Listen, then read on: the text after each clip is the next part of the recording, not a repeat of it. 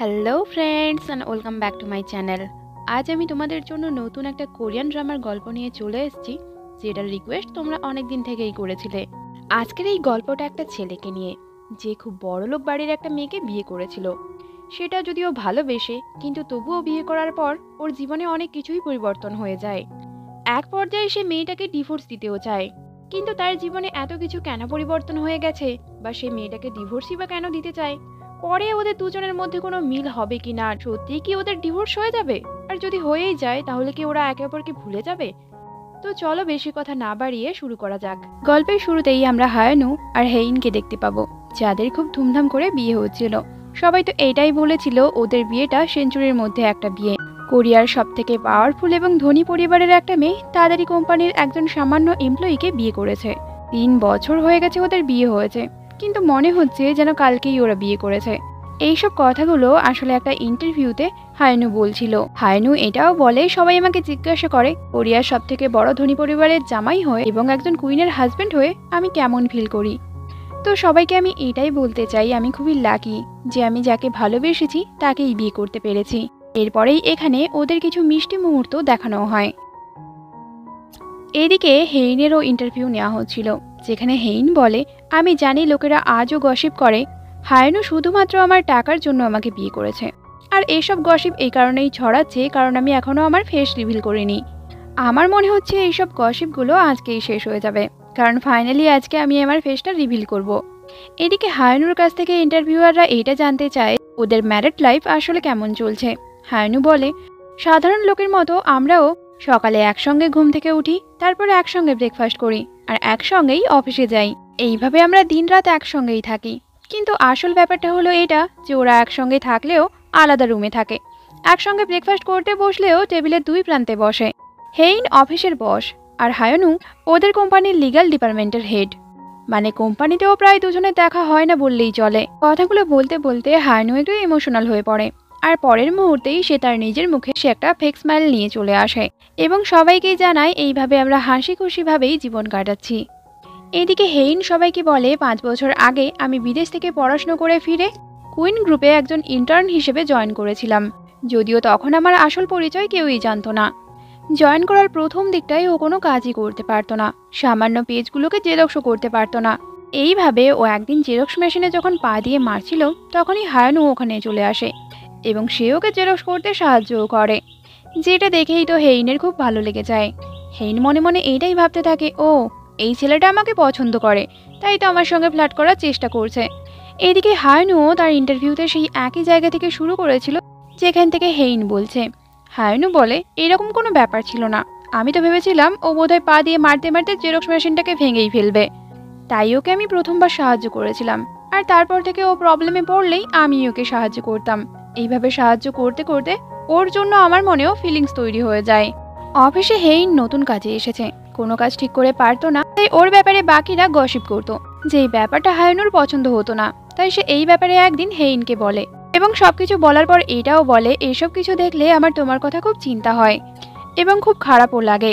এইগুলো শোনার পর হেইন বলে, কিন্তু আমার জন্য তোমার মন থেকে কেন খারাপ লাগে, আর আমার জন্য চিন্তাই বা কেন হয়। কথাগুলো শুনে হায়ানু একটু নার্ভাস হয়ে যায়। এই ব্যাপারে ভালো করে চিন্তা করে তুমি পরে আমাকে জানিও। এইটুকু বলেই হেইন ওখান থেকে চলে যায়। একদিন অফিস থেকে বেরোনোর পথে হেইন যখন তার ড্রাইভারের জন্য ওয়েটই করছিল, তখনই ওখানে হায়ানু চলে আসে। যেহেতু বাইরে বৃষ্টিও হচ্ছিল, হায়ানু ওর সঙ্গে কথা বলতে শুরু করে। হায়ানু তার বাড়িতে কি কি আছে সেই সব ব্যাপারে ডিটেলসে বলতে থাকে। এগুলো শুনে হেইন একটু কনফিউজড হয়ে যায়, কেন হায়ানু ওকে এইসব কিছু বলছে। শেষমেশ হায়ানু বলেই ফেলে যে আমি তোমাকে পছন্দ করি, তুমি আমার ব্যাপারে কি ভাবো। হেইন যখন ওকে কিছু একটা বলতেই যাচ্ছিল, হায়ানু বলে, না থাক, আজকে বলতে হবে না, তুমি পরে ভেবেই আমাকে উত্তরটা দিয়ে দিও। এইটা বলেই হায়ানু তার নিজের ছাতাটা হেইনকে দিয়ে নিজে বৃষ্টির মধ্যে ভিজতে ভিজতে ওখান থেকে চলে যায়। কিন্তু এইসব ব্যাপারগুলো হেইনের খুব ভালোই লাগে, কারণ হেইনও এতদিনে হায়ানুকে পছন্দ করতে শুরু করেছে। প্রেজেন্ট টাইমে হেইন বলে যে এইভাবেই আমাদের লাভ স্টোরি শুরু হয়েছিল, কিন্তু একদিন যখন হায়ানু জানতে পারে আমি কোন পরিবার থেকে বিলং করি, তখন হায়ানু খুব ঘাবড়ে গিয়ে তার রেজিগনেশন লেটার দিয়ে নিজের হোম টাউনে ফিরে যায় এবং আমার সঙ্গে কথা বলাও বন্ধ করে দেয়। ফ্ল্যাশব্যাকে আমরা দেখতে পাবো হায়ানু যখন একদিন তার বাড়িতে শুয়ে শুয়ে হেইনের কথাই মনে করছিল, তখনই হেইন ওকে একটা টেক্সট করে যে বাইরে বেরিয়ে আসো। হায়ানু বাইরে বেরিয়ে দেখে হেইন হেলিকপ্টারে করে ওদের হোমটাউনে চলে এসছে এবং ওকে চিৎকার করে এটাও বলছে যে তুমি আমাকে এইভাবে কি করে ছেড়ে যেতে পারো। এইটা বলেই হেইন ওর দিকে দুহাত বাড়ায়। আর হায়ানু তো আগে থেকেই ওকে অনেকটাই পছন্দ করতো। হেইনের এই ডাকে ও কি করে না বলতো। তাই সে দৌড়ে গিয়ে হেইনকে জড়িয়ে ধরে। প্রেজেন্টে হায়ানু সবাইকে জানায় যে আমরা এখনও একে অপরকে ততটাই ভালোবাসি যতটা 3 বছর আগে ভালোবাসতাম। ও এগুলো বলছে তো ঠিক, কিন্তু ওর মুখ দেখে মনে হচ্ছিল এসব কথা সত্যি নয়। এদিকে হায়ানুর কিছু কলিগস যারা হায়ানুর সঙ্গে একই কলেজে ল নিয়ে পড়াশোনা করেছে, তাদের মধ্যেই একজন বলে ওঠে হায়ানু কিছুদিনের মধ্যেই হেইনকে ডিভোর্স লেটার পাঠাতে চায় এবং সে চায় যে আমাদের মধ্যেই কেউই ওর লয়ার হোক, যে ওর হয়ে এই কেসটা লড়বে। কিন্তু কেউই এই কাজটা করতে রাজিই হচ্ছিল না, কারণ তারা এটা ভালো করেই জানতো এই কাজটা করা মানেই কুইন্স গ্রুপের বিরুদ্ধে যাওয়া, আর তার মানেই জীবনটা শেষ। এরপর আমরা হেইনকে দেখবো যে একটা মিটিংয়ে ব্যস্ত ছিল। সেখানে সে এটাই বলছিল তাদের কোম্পানির সঙ্গে যুক্ত সমস্ত ছোট ব্র্যান্ডগুলোকে সে তাদের কোম্পানি থেকে সরিয়ে দিতে চায়, কারণ সেখানে সেলের পরিমাণটা অনেকটাই কম। তখন হায়ানু বলে ওইসব ব্র্যান্ডগুলোকে আমাদের কোম্পানি থেকে সরিয়ে দিলে ওরা আমাদের কোম্পানির ওপর কেস করতে পারে, তাই আমাদের এরকমটা করা ঠিক হবে না। এটা শুনে হেইন বলে আমি তোমার কাছে কোনো অ্যাডভাইস চাইনি, আমি তোমাকে অর্ডার দিচ্ছি ওই কোম্পানিগুলোকে বন্ধ করার জন্য। তাতে যদি তারা কেসও করে সেটা সামলানোর দায়িত্ব তো তোমার, তাই না? তুমি তো লিগ্যাল ডিপার্টমেন্টের হেড। এই কথায় হায়ানুর খুব রাগ হয়, কিন্তু সে তবুও সবার সামনে হেইনকে ওকে বলে দিয়ে বেরিয়ে আসে। এরপর কোম্পানি থেকে বেরোনোর সময় ওদের দুজনের লিফটে দেখা হয়, যেখানে হেইন হায়ানুকে বলে সবার সামনেই তোমাকে আমার বিরুদ্ধে যেতে হলো কেন? তুমি কি সবাইকে এটা বোঝাতে চাও আমাদের মধ্যে সম্পর্কটা ঠিক নেই? তোমার এখন লোকেদের কথা না ভেবে নিজের কাছের মানুষদের কথা ভাবা উচিত। হায়ানু বলে তুমি কি তোমার কথা বলছো? তোমার কি মনে হয় এখনও আমাদের মধ্যে কিছু ভালো সম্পর্ক বেঁচে আছে? এতে হেইন আর কিছু উত্তর দেয়নি। রাতে যখন হায়ানু তার অফিসে বসে ডিভোর্স পেপার রেডি করছিল, তখনই হেইন ওকে টেক্সট করে জানায় ফ্যামিলি রুমে আসতে। যেখানে যাওয়ার ইচ্ছে হায়ানুর না থাকলেও হায়ানু যায়। এখানেই আমরা জানতে পারবো হায়ানু আসলে তার শ্বশুর বাড়িতে ঘরজামাই হিসেবে থাকে। হায়ানু আজকে দেরি করে পৌঁছেছে, তাই তার শাশুড়ি মা তাকে অনেক কথা শোনায়। এরপর সে হায়ানু এবং হেইনকে এটাও বলে যে তোমরা এবার বেবি প্ল্যানিং করো। তোমরা যদি একটা বেবি নিয়ে নাও, তোমাদের ব্যাপারে যে রুমোরগুলো ছড়াচ্ছে সেগুলো আর থাকবে না। হেইনের মা হায়ানুকে এইটাও বলে যে তোমার বেবি হওয়ার পর তুমি 2 বছরের জন্য এমবিএ করতে চলে যাবে। যেটা শুনে হায়ানু বলে আমি তোমাকে কতবার বলেছি আমার এমবিএ করার কোনো ইচ্ছেই নেই। হেইনের মা বলে তুমি কি করবে আর না করবে সেটা কিন্তু আমি ঠিক করে দেব। এইসব কিছু শুনে হায়ানুর অনেকটাই খারাপ লাগে। তার তো আরো বেশি খারাপ লাগে তখন যখন সে দেখে হেইন এইসব কিছু শোনার পরেও চুপ করে বসে আছে। এরপর ওরা যখন রুমের দিকেই যাচ্ছিল, তখন হায়ানু হেইনকে বলে যে তোমার কি মনে হয় আমাদের মধ্যে সম্পর্কটা এখন যেমন তার উপরেও আমাদের বেবি প্ল্যানিং করা উচিত? এটা শুনে হেইন বলে তুমি তোমার কাজটা করো, তারপর বেবি হলে তার কেয়ার করার জন্য আমি অন্য কাউকে রেখে দেব। কথাটা শুনেই আবারও হায়ানুর খুব রাগ হয়। তাই সে বাড়ি থেকে বেরিয়ে তার বন্ধু ইয়াংয়ের সঙ্গে ড্রিঙ্ক করতে বসে। ইয়াং ওকে বলে যে আমরা সবাই চাই তুমি হেইনকে ডিভোর্স দেওয়ার আগে আর একবার ভালো করে ভেবে নাও। ও যখন কথাগুলো বলছিল হায়ানু মুখটা নিচের দিকে করে রেখেছিল। তাই ইয়াং ওকে জিজ্ঞাসা করে তুমি কি কান্নাকাটি করছো? হায়ানু বলে আসলে ড্রিঙ্ক করলে আমাকে অনেকটাই কিউট লাগে। এটা হেইনই আমাকে বলেছিল। সে আমাকে এটাও বলেছিল এই কিউটনেসই আমার সব থেকে বড় অস্ত্র। হেইনের ব্যাপারে বলতে বলতে হায়ানু সত্যিই কাঁদতে শুরু করে। তারপর সে 3 বছর ধরে কত কষ্টের মধ্যে কাটিয়েছে সেগুলো ইয়াংকে বলতে শুরু করে। হায়ানু বলে আমি এত কিউট কেন, আর আমার কিউটনেস দেখে ও কেন ইমপ্রেস হয়েছিল, আর আমিই বা কেন ওকে পছন্দ করেছিলাম। আমার এই কিউটনেসের জন্যই আমার জীবনটা শেষ হতে চলেছে। আমি এতটা কিউট না হলে ও আমাকে কখনোই পছন্দ করতো না।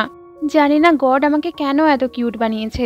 এরপর হায়ানু বাড়ি ফিরে হেইনের রুমের দরজার সামনে এসে দাঁড়ায়। হেইনও হায়ানুর পায়ের শব্দ শুনতে পেয়েছিল, তাই সেও দরজার কাছে এসে দাঁড়ায় যাতে হায়ানু দরজায় নক করলেই সে দরজাটা খুলে দিতে পারে। কিন্তু হায়ানু এইভাবে অনেকক্ষণই তার দরজার সামনে দাঁড়িয়ে থাকে। কিছুক্ষণ পর সে তার নিজের রুমে ফিরে যায়, যেটা বুঝতে পেরে হেইনের একটু মন খারাপ হয়ে যায়। তারপর সেও তার বেডে ফিরে যায়। এখান থেকে এটা ভালোভাবেই বোঝা যাচ্ছে যে ওরা একে অপরকে এখনও ভালোবাসে। পরে তিনি হায়ানু তার হোমটাউনে যায় তার বাবা মার সঙ্গে দেখা করতে। এখানে আমরা জানতে পারবো ওর বাবা মা আসলে কৃষক। তারা হেইনের ব্যাপারেও জিজ্ঞাসা করে, তখন হায়ানু বলে ও ব্যস্ত আছে। এতদিন পরে নিজের বাড়ি ফিরে এবং নিজের মায়ের হাতে রান্না খেয়ে হায়ানু অনেকটাই খুশি হয়। রাতে হায়ানু তার বাড়ির সবাইকে জানিয়ে দেয় যে সে হেইনকে ডিভোর্স দিতে চলেছে, যেটা জেনে ওর বাড়ির লোক ওকে বোঝাতে শুরু করে। হারানু বলে, আমি এই ব্যাপারে অনেক ভেবেছি এবং ভেবে চিন্তেই এটাই ডিসাইড করেছি যে আমি ওকে ডিভোর্স দেব। এটা বলেই সে আবার হেইনের বাড়িতে ফিরে যায় এবং ডিভোর্স পেপারটা নিয়ে হেইনের রুমে যায়। হেইনকে বলে, আমার তোমাকে কিছু বলার আছে। হেইন বলে, আমারও তোমাকে কিছু বলার আছে। আজকে আমি ডাক্তারের কাছে গিয়েছিলাম। ডাক্তার বলেছে আমার হাতে আর 3 মাস সময় আছে, তারপরেই আমি মারা যাব। এবার বলো তুমি কি বলবে। এইরকম একটা পরিস্থিতিতে হারানু আর ডিভোর্সের কথাটা বলতে পারেনি। কিছুক্ষণ পর হারানুর মুখে একটা কান্নাভাব চলে আসে এবং সে হেইনকে বলে, তুমি আর মাত্র 3 মাস বাঁচবে, কিন্তু আমি তোমাকে ছাড়া কি করে থাকবো। হেইন তখন ওকে বলে, তুমি যদি আমাকে ছাড়া বাঁচতেই না পারো তাহলে চলো তুমিও আমার সঙ্গে মরবে। এটা শুনে হারানু শকড হয়ে যায়। হেইন বলে, আগের যুগে একটা নিয়ম ছিল, একটা কাপলের মধ্যে যদি একজন কেউ মারা যায় তাহলে দ্বিতীয় জনকেও তার সঙ্গেই পুড়িয়ে দেওয়া হতো। কথাগুলো শুনে হারানু অনেকটাই ঘাবড়ে যায়। তারপর সে হেইনকে হেসেই বলে, তুমি খুব ভালো মজা করতে পারো। হারানু ওকে জিজ্ঞাসা করে, ডক্টর তোমাকে এক্স্যাক্টলি কি বলেছে। হেইন বলে, ডক্টর আমাকে বলেছে আমার ক্লাউড সাইটোমা আছে, যেটা খুবই রেয়ার ডিজিজ। পুরো দুনিয়ায় এই রোগটা খুব কম জনেরই আছে। ডক্টর আমাকে এইটাও বলেছে এর সার্জারি করানো যাবে না, কারণ এই টিউমারটা আমার সব নার্ভ সেলেই ছড়িয়ে পড়েছে, যার জন্যই তো আমি অনেক সময় অনেক কথা ভুলে যাই, কখনো একটু সময়ের জন্য, কখনো বা কয়েক ঘন্টার জন্য। এই রোগে অনেক সময় হ্যালুসিনেশনও হয়, যার জন্যই তো আমি এক জায়গা থেকে অন্য জায়গায় কি করে পৌঁছাই সেটা অনেক সময় বুঝতেই পারি না। এই টিউমারটা যেহেতু আমার পুরো ব্রেনে ছড়িয়ে পড়েছে, তাই এটা সার্জারিও করা যাবে না। তাই তো আমি আর মাত্র 3 মাস বাঁচব। ওর সব কথা শোনার পর হারানু বলে, কালকে আমরা আবারও একবার ডক্টরের কাছে যাব। হয়তো ডক্টরের কোথাও ভুল হচ্ছে, আবার গিয়ে ভালো করে সবকিছু জেনে আসবো। এখন তুমি ঘুমোতে যাও। যেটা শুনে হেইন বলে, এত কিছুর পরেও কি আমার ঘুম আসবে। হারানু বলে, আমারও মনে হয় ঘুম আসবে না। কিন্তু এর পরের সিনেই আমরা দেখতে পাবো হারানু খুব ভালোভাবেই ঘুমোচ্ছে এবং পরের দিন সকালে সে একটা ভালো মুডেই ঘুম থেকে ওঠে। ওকে দেখেই মনে হচ্ছিল ও খুব খুশিতে আছে, কিন্তু একটু পরেই ওর হেইনের কন্ডিশনের কথা মনে পড়ে। তাই সে আয়নার সামনে দাঁড়িয়ে বলে, আমার এতটা খুশি হওয়া মোটেও উচিত নয়। আমার স্ত্রীর হাতে আর মাত্র 3 মাস সময় আছে, তার মানে আমাকে আর ডিভোর্স নিতে হচ্ছে না। এটা মনে করার সঙ্গে সঙ্গেই ওর মুখে একটা হাসি চলে আসে। তাই তো সে তার খুশিটাকে কন্ট্রোল করার অনেক চেষ্টাই করে এবং নিজেকে এটাই বোঝাতে থাকে, আমার দুঃখ পাওয়া উচিত, এতটা খুশি হওয়া মোটেও উচিত নয়। পরের দিন ওরা দুজন যখন একসঙ্গে ডক্টরের কাছে যাচ্ছিল, রাস্তায় হেইন ওকে বলে, আমার এই কন্ডিশনের ব্যাপারে কেউ যেন না জানতে পারে। হারানু ওকে জিজ্ঞাসা করে, তুমি তোমার পরিবারের লোকেও এই কথা জানাবে না। হেইন বলে, না আমি জানাবো না। ডক্টরের কাছে ওরা আবারও চেক আপ করায়, কিন্তু সেম রেজাল্টই আসে। হারানু ডক্টরকে জিজ্ঞাসা করতে থাকে, সত্যিই কি আমার স্ত্রীর কাছে আর মাত্র 3 মাস সময় আছে। ডক্টর বলে, কতদিন সময় আছে আমি ওইভাবে তো বলতে পারবো না। হারানু বলে, না মানে আপনি এত ভালো ডক্টর, তাই একটু চিন্তা করেই বলুন, সত্যিই কি ওর হাতে আর মাত্র 3 মাস আছে। এই 3 মাস কথাটা শুনতে শুনতে হেইন খুবই বিরক্ত হয়ে যায়, তাই সে বাইরে চলে যায়। ও বাইরে যাওয়ার পরেও হারানু একই কথাই ডক্টরকে বারবার করে জিজ্ঞাসা করছিল। এইসব কথাগুলো হারানু তার বন্ধু ইয়াংকেও জানিয়ে দেয়। সবকিছু শুনে ওর বন্ধু বলে, যাক, তোমাকে আর তাহলে ডিভোর্স দিতে হবে না। 3 মাস পর তুমি ওই পরিবার থেকে এমনিই মুক্তি পেয়ে যাবে আর কোম্পানির ওনারও হয়ে যাবে। যেটা শুনে হারানু বলে, তোমার কি মনে হয় ওর পরিবার এতটাই বোকা? তাছাড়াও হেইন আগে থেকেই উইল করে রেখেছে যে ওর মারা যাওয়ার পর ওর সমস্ত কিছু ওর পরিবার পাবে। ইয়াং তখন ওকে বুদ্ধি দেয়, যদি তুমি আর একবার হেইনকে তোমার প্রেমের জালে ফাঁসাতে পারো, ঠিক যেমন ভাবে তুমি 3 বছর আগে ওকে প্রেমের ফাঁদে ফেলেছিলে, তাহলে হয়তো সত্যিই হেইন সবকিছু তোমার নামে করে দিয়ে যাবে। হারানু বলে, তোমার কি মনে হয় আমি এইসব কিছু চাই? আমি ওর সম্পত্তির জন্য এসব কিছু কখনোই করব না। কিন্তু পরের সিনেই আমরা দেখব হারানু একটা ফুলের তোড়া নিয়ে হেইনের সামনে দাঁড়িয়ে আছে। হারানুর হাতে ফুলের তোড়া দেখে হেইন অনেকটাই অবাক হয়ে যায় এবং ওকে জিজ্ঞাসা করে, এটা কিসের জন্য। হারানু বলে, আজকে আমাদের ম্যারেজ অ্যানিভার্সারি। হেইন বলে, তো কি হয়েছে, আমাদের মধ্যে কি এতটা ভালো সম্পর্ক আছে যে আমি তোমাকে উইশ করব? হারানু বলে, তুমি এমন কেন বলছো, আমরা যদি চেষ্টা করি আমাদের সম্পর্কটা আমরা সুন্দর করতে পারবো। এইটা বলেই ফুলের তোড়াটা হেইনকে দিয়ে সে ওখান থেকে চলে যায়। যেটা দেখে হেইন ভাবে, এর আজকে আবার কি হলো। সেদিন যখন একটা মিটিং চলছিল, হারানু প্রেজেন্টেশন দিচ্ছিল, তারই মাঝখানে হেইন যখন কেসে ফেলে, হারানু তার প্রেজেন্টেশন বন্ধ করে দিয়ে হেইনের কাছে চলে আসে এবং সে ডক্টরকেও ডেকে পাঠায়। যেটা দেখে হেইন বলে, আরে আমার কিছুই হয়নি, শুধুমাত্র জল খাচ্ছিলাম যখন গলায় লেগে গেছিল। এটা শুনে বাকিরা তো হারানুকেই দেখতে থাকে।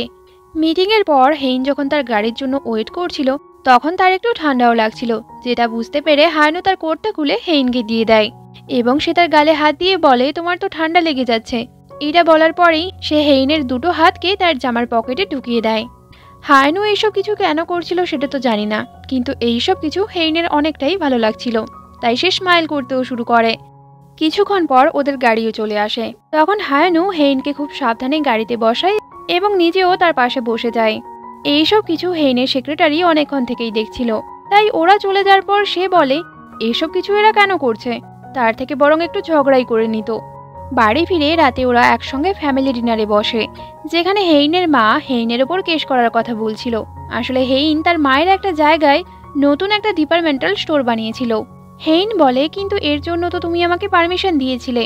হেইনের মা বলে, হ্যাঁ দিয়েছিলাম, তখন কোনো সমস্যা ছিল না, কিন্তু এখন আমার টিমের অনেক সমস্যা হচ্ছে, তাই আমাকে তোমার উপর কেস করতেই হবে। ওদের কথাবার্তা থেকে এটা ভালো করে বোঝা যাচ্ছে ওদের মধ্যে আসলে কোনো ভালো সম্পর্কই নেই। ওরা শুধু নামেই একটা পরিবার এবং সবাই শুধুমাত্রই টাকার পেছনে দৌড়ায়। মায়ের কথা শুনে হেইন তো অনেকটাই রেগে যায়। সে এতটাই রেগে গেছিল যে তার হাতটা কাঁপছিল, তাই হায়নু এসে ওর হাতটা ধরে এবং হেইনের মাকে বলে, এই ব্যাপারে লিগ্যাল টিমের লোকেরা তোমার সঙ্গে কথা বলে নেবে। এখন হেইনের শরীরটা খারাপ লাগছে, তাই আমি ওকে নিয়ে যাচ্ছি। ওরা যখন লিফটে যাচ্ছিল, হায়নু বলে, তুমি খুব রেগে গেছিলে তাই তোমার হাত কাঁপছিল, আর তোমার বাড়ির লোকেরা যদি এটা দেখতে পেত তাহলে তোমার উপর ডাউট করতো, কারণ তুমি তোমার রোগের ব্যাপারটা লুকিয়ে রাখতে চেয়েছিলে। যেটা শুনে হেইন বলে, তুমিও তো আজকে তাদের সামনে একটু অন্যরকম বিহেভ করেছো। আজকে প্রথমবার তুমি মায়ের কথার উত্তর দিয়েছো এবং সবার সামনে আমার হাতও ধরেছো। এটা বলেই হেইন তার হাতটা হায়নুর হাত থেকে সরিয়ে নেয় এবং সে হায়নুকে এটাও বলে, তুমি আগে আমার সঙ্গে যেমন বিহেভ করতে তেমনই করো, না হলে সবাই এমনিতেও সন্দেহ করবে। রাতে হায়নু তার রুমে বসে কিছু কাজ করছিল আর বারবারই ঘড়ির দিকে তাকাচ্ছিল, কারণ হেইন এখনো বাড়ি ফেরেনি। তার হেইনের কথা অনেকটাই চিন্তা হচ্ছিল। এখানেই তার মনে পড়ে সে যখন ডক্টরকে বারবার করে জিজ্ঞাসা করছিল হেইনের কাছে আর কতদিন সময় আছে, ডক্টর তখন ওকে বলেছিল হেইনের বাঁচার সম্ভাবনা অনেকটাই কম, কিন্তু চমৎকার তো সবসময়ই হতে পারে, মানে অনেক সময় সিরিয়াস পেশেন্টও বেঁচে যায়। ডক্টরের কথা শুনে হায়নু অনেকটাই শকড হয়ে যায়, কারণ হেইন বেঁচে থাকলে তাকে এই পরিবারে সবসময়ের জন্য আটকে থাকতে হবে। ডক্টরের বলা কথাগুলো মনে পড়তেই হায়নু এইসব রোগের ব্যাপারে অনেক আর্টিকেল পড়তে শুরু করে, যেই সব কেসে অনেক সিরিয়াস পেশেন্টরাই বেঁচে গেছিল। এইসব কিছু পড়তে পড়তে হায়নু ঘুমিয়ে পড়ে। অনেক রাতে হেইন বাড়ি ফিরে আসে। সে আজকের বিহেভিয়ারের জন্য হায়নুর কাছে ক্ষমা চাওয়ার জন্য তার রুমে গেছিল। সে হায়নুর কাছে গিয়ে দেখতে পায় হায়নু তার রোগের ব্যাপারে বিভিন্ন রকম আর্টিকেল নিয়ে পড়াশোনা করছিল, যেটা দেখে হেইনের খুবই ভালো লাগে, কারণ সে ভাবে যে এত কিছু হওয়ার পরেও হায়নু কি করে তাকে ঠিক করবে সেই ব্যাপারেই আর্টিকেল নিয়ে পড়ছে। হেইন যখন এইসব কথা ভাবছিল, হায়নু ঘুম থেকে উঠে পড়ে। হেইন ওকে বলে, আমি তো ভেবেছিলাম তুমি আমাকে সিম্প্যাথি দেখানোর চেষ্টা করছিলে, বা তোমার আমার কেয়ার করার পেছনে কিছু না কিছু কারণ আছে, কিন্তু এখন আমি বুঝতে পারছি তুমি সত্যিই চাও আমি যাতে ভালো হয়ে উঠি। তুমি চিন্তা করো না, আমি তোমার জন্য হলেও সুস্থ হয়ে ফিরব। ওর কথা শুনে হায়নু শকড ভাবেই ওর দিকে তাকিয়ে থাকে। হেইন রুম থেকে চলে গেলে হায়নু দরজার পাশেই বসে পড়ে এবং ভাবতে থাকে এই পরিবার থেকে সে কবে মুক্তি পাবে। এরপর আমরা হেইনের ভাই সোচিওল এবং তার ওয়াইফ দাহিকে দেখব এবং ওদের কথাবার্তা থেকে আমরা এটাও বুঝতে পারবো যে ওদের বিয়েটা এখনো সিক্রেট রাখা আছে, মানে ওদের বিয়ের ব্যাপারে বাইরের কেউই জানে না। সোচিওল তো তার বিয়ের ব্যাপারটা সবাইকে জানাতে চায়, কিন্তু সোচিওলের বাবা মা এরকমটা চায় না। দাহি এখানে সুচিওলকে একজন ফরেন ইনভেস্টরের সঙ্গে দেখা করানোর কথা বলে। আসলে সুচিওল যদি এই ফরেন ইনভেস্টরের সঙ্গে একটা ডিল কমপ্লিট করতে পারে, তাহলে এইভাবে ও গ্র্যান্ডপাকে খুশি করতে পারবে। এবং এই ফরেন ইনভেস্টরের সঙ্গে হারশাইনা গ্রুপের একটা খুব ভালো যোগাযোগ আছে। কিন্তু এখানে একটাই সমস্যা, ওই ফরেন ইনভেস্টর আসলে কিন্তু হেইনের কলেজ ফ্রেন্ড। পরে তিনি হারশাইনা গ্রুপের প্রেসিডেন্ট একটা পার্টি রাখে, যেই পার্টিতে হেইনও পৌঁছে যায়। হেইন যখন হারশাইনা গ্রুপের মিস্টার হারম্যানের সঙ্গে কথা বলার জন্য এগিয়েই যাচ্ছিল, তখনই ওর সামনে ইয়েনা চলে আসে। ইয়েনা আসলে ওর কলেজ লাইফের বন্ধু, যদিও বন্ধু কম ও রাইভালি বেশি ছিল। সে চলে আসে, সেও এখানে তার হাজবেন্ডের সঙ্গে এসেছিল হারশাইনা গ্রুপের প্রেসিডেন্টের সঙ্গে কথা বলার জন্য। এখানে ইয়েনা প্রথমে হেইনকে তার কোম্পানির ব্যাপারে অনেক কথা শোনায়। তারপর সে এটাও বলে, তুমি তো ভালো করেই জানো মিস্টার হারমান ফ্যামিলি ভ্যালুতে বেশি বিশ্বাস করে। তুমি একবার তোমার চারপাশটা ঘুরে দেখো, এই পার্টিতে যারাই এসেছে তারা তাদের পার্টনার বা হাজব্যান্ড বা ফ্যামিলি মেম্বারকে সঙ্গে নিয়ে এসেছে, কিন্তু তুমি একা এসেছো। তাই আমার মনে হয় না মিস্টার হারমান তোমার সঙ্গে কোনো পার্টনারশিপ করবে।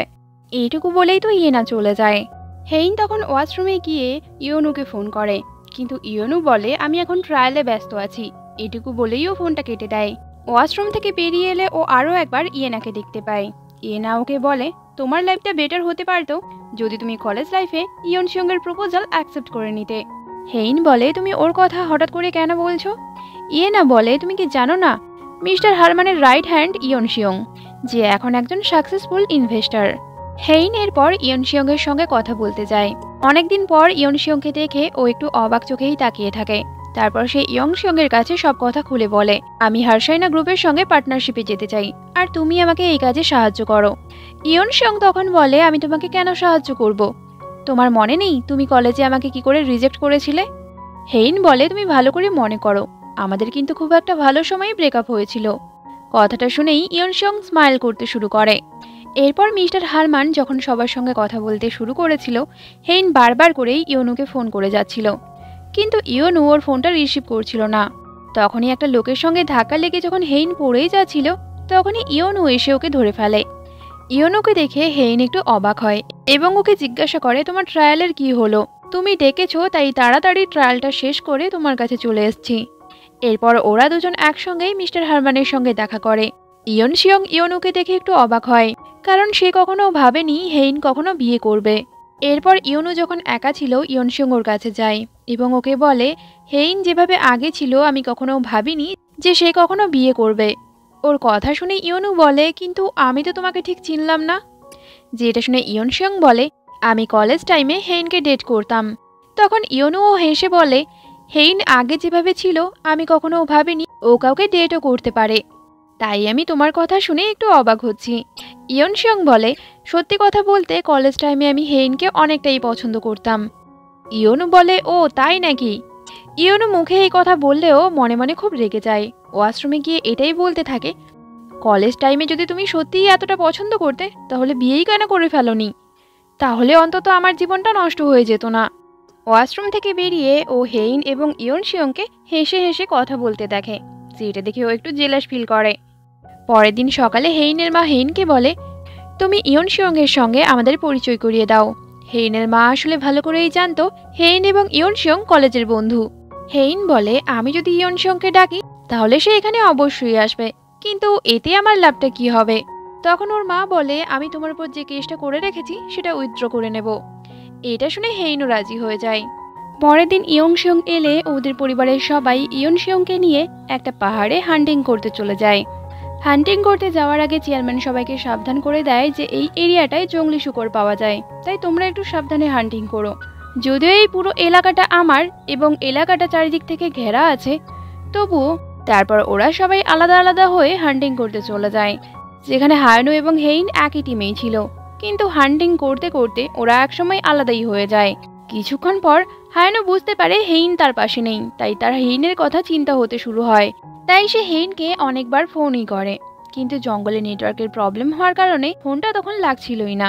এদিকে আমরা আরও একটা জিনিস দেখতে পাবো, চেয়ারম্যান বলেই ছিল এলাকাটা তার এবং চারিদিক থেকে ঘেরা আছে, কিন্তু আমরা দেখব জঙ্গলি শূকরকে আটকানোর জন্য যে নেট ছিল সেটাকে কেউ কেটে ফেলেছে। এদিকে হেইন যখন একাই ছিল হঠাৎ করে তার হ্যালোসিনেশন শুরু হয়ে যায়। এটা তারই একটা রোগের সাইড এফেক্ট। হ্যালোসিনেশনের জন্য তার হাত থেকে বন্দুকটাও পড়ে যায়। ঠিক সেই মুহূর্তেই একটা জঙ্গলি শূকর ওর দিকে ধেয়ে যাচ্ছিল। হেইন যখন ভাবছিল আজকেই বোধহয় তার শেষ দিন, তখনই হায়নু একটা হিরোর মতো এন্ট্রি নিয়ে শূকরটাকে গুলি করে মেরে ফেলে। হায়নু দেখে হেইনের পায়ে এক জায়গায় আঘাত লেগে গেছে, তাই সে হেইনকে কোলে তুলে নেয়। তারপর ওরা দুজন রিসোর্টে ফিরে যায়। হেইনকে এইভাবে হায়নু কোলে করে নিয়ে আসছে দেখে ওখানে থাকা সবাই অবাক দৃষ্টিতে তাকিয়ে থাকে। সকালের ব্যাপারটা হায়নুর মনে অনেকটা দাগ কেটেছিল, তাই সে রাতে আরেকবার চেক করতে যায় ব্যাপারটা আসলে কি হয়েছিল।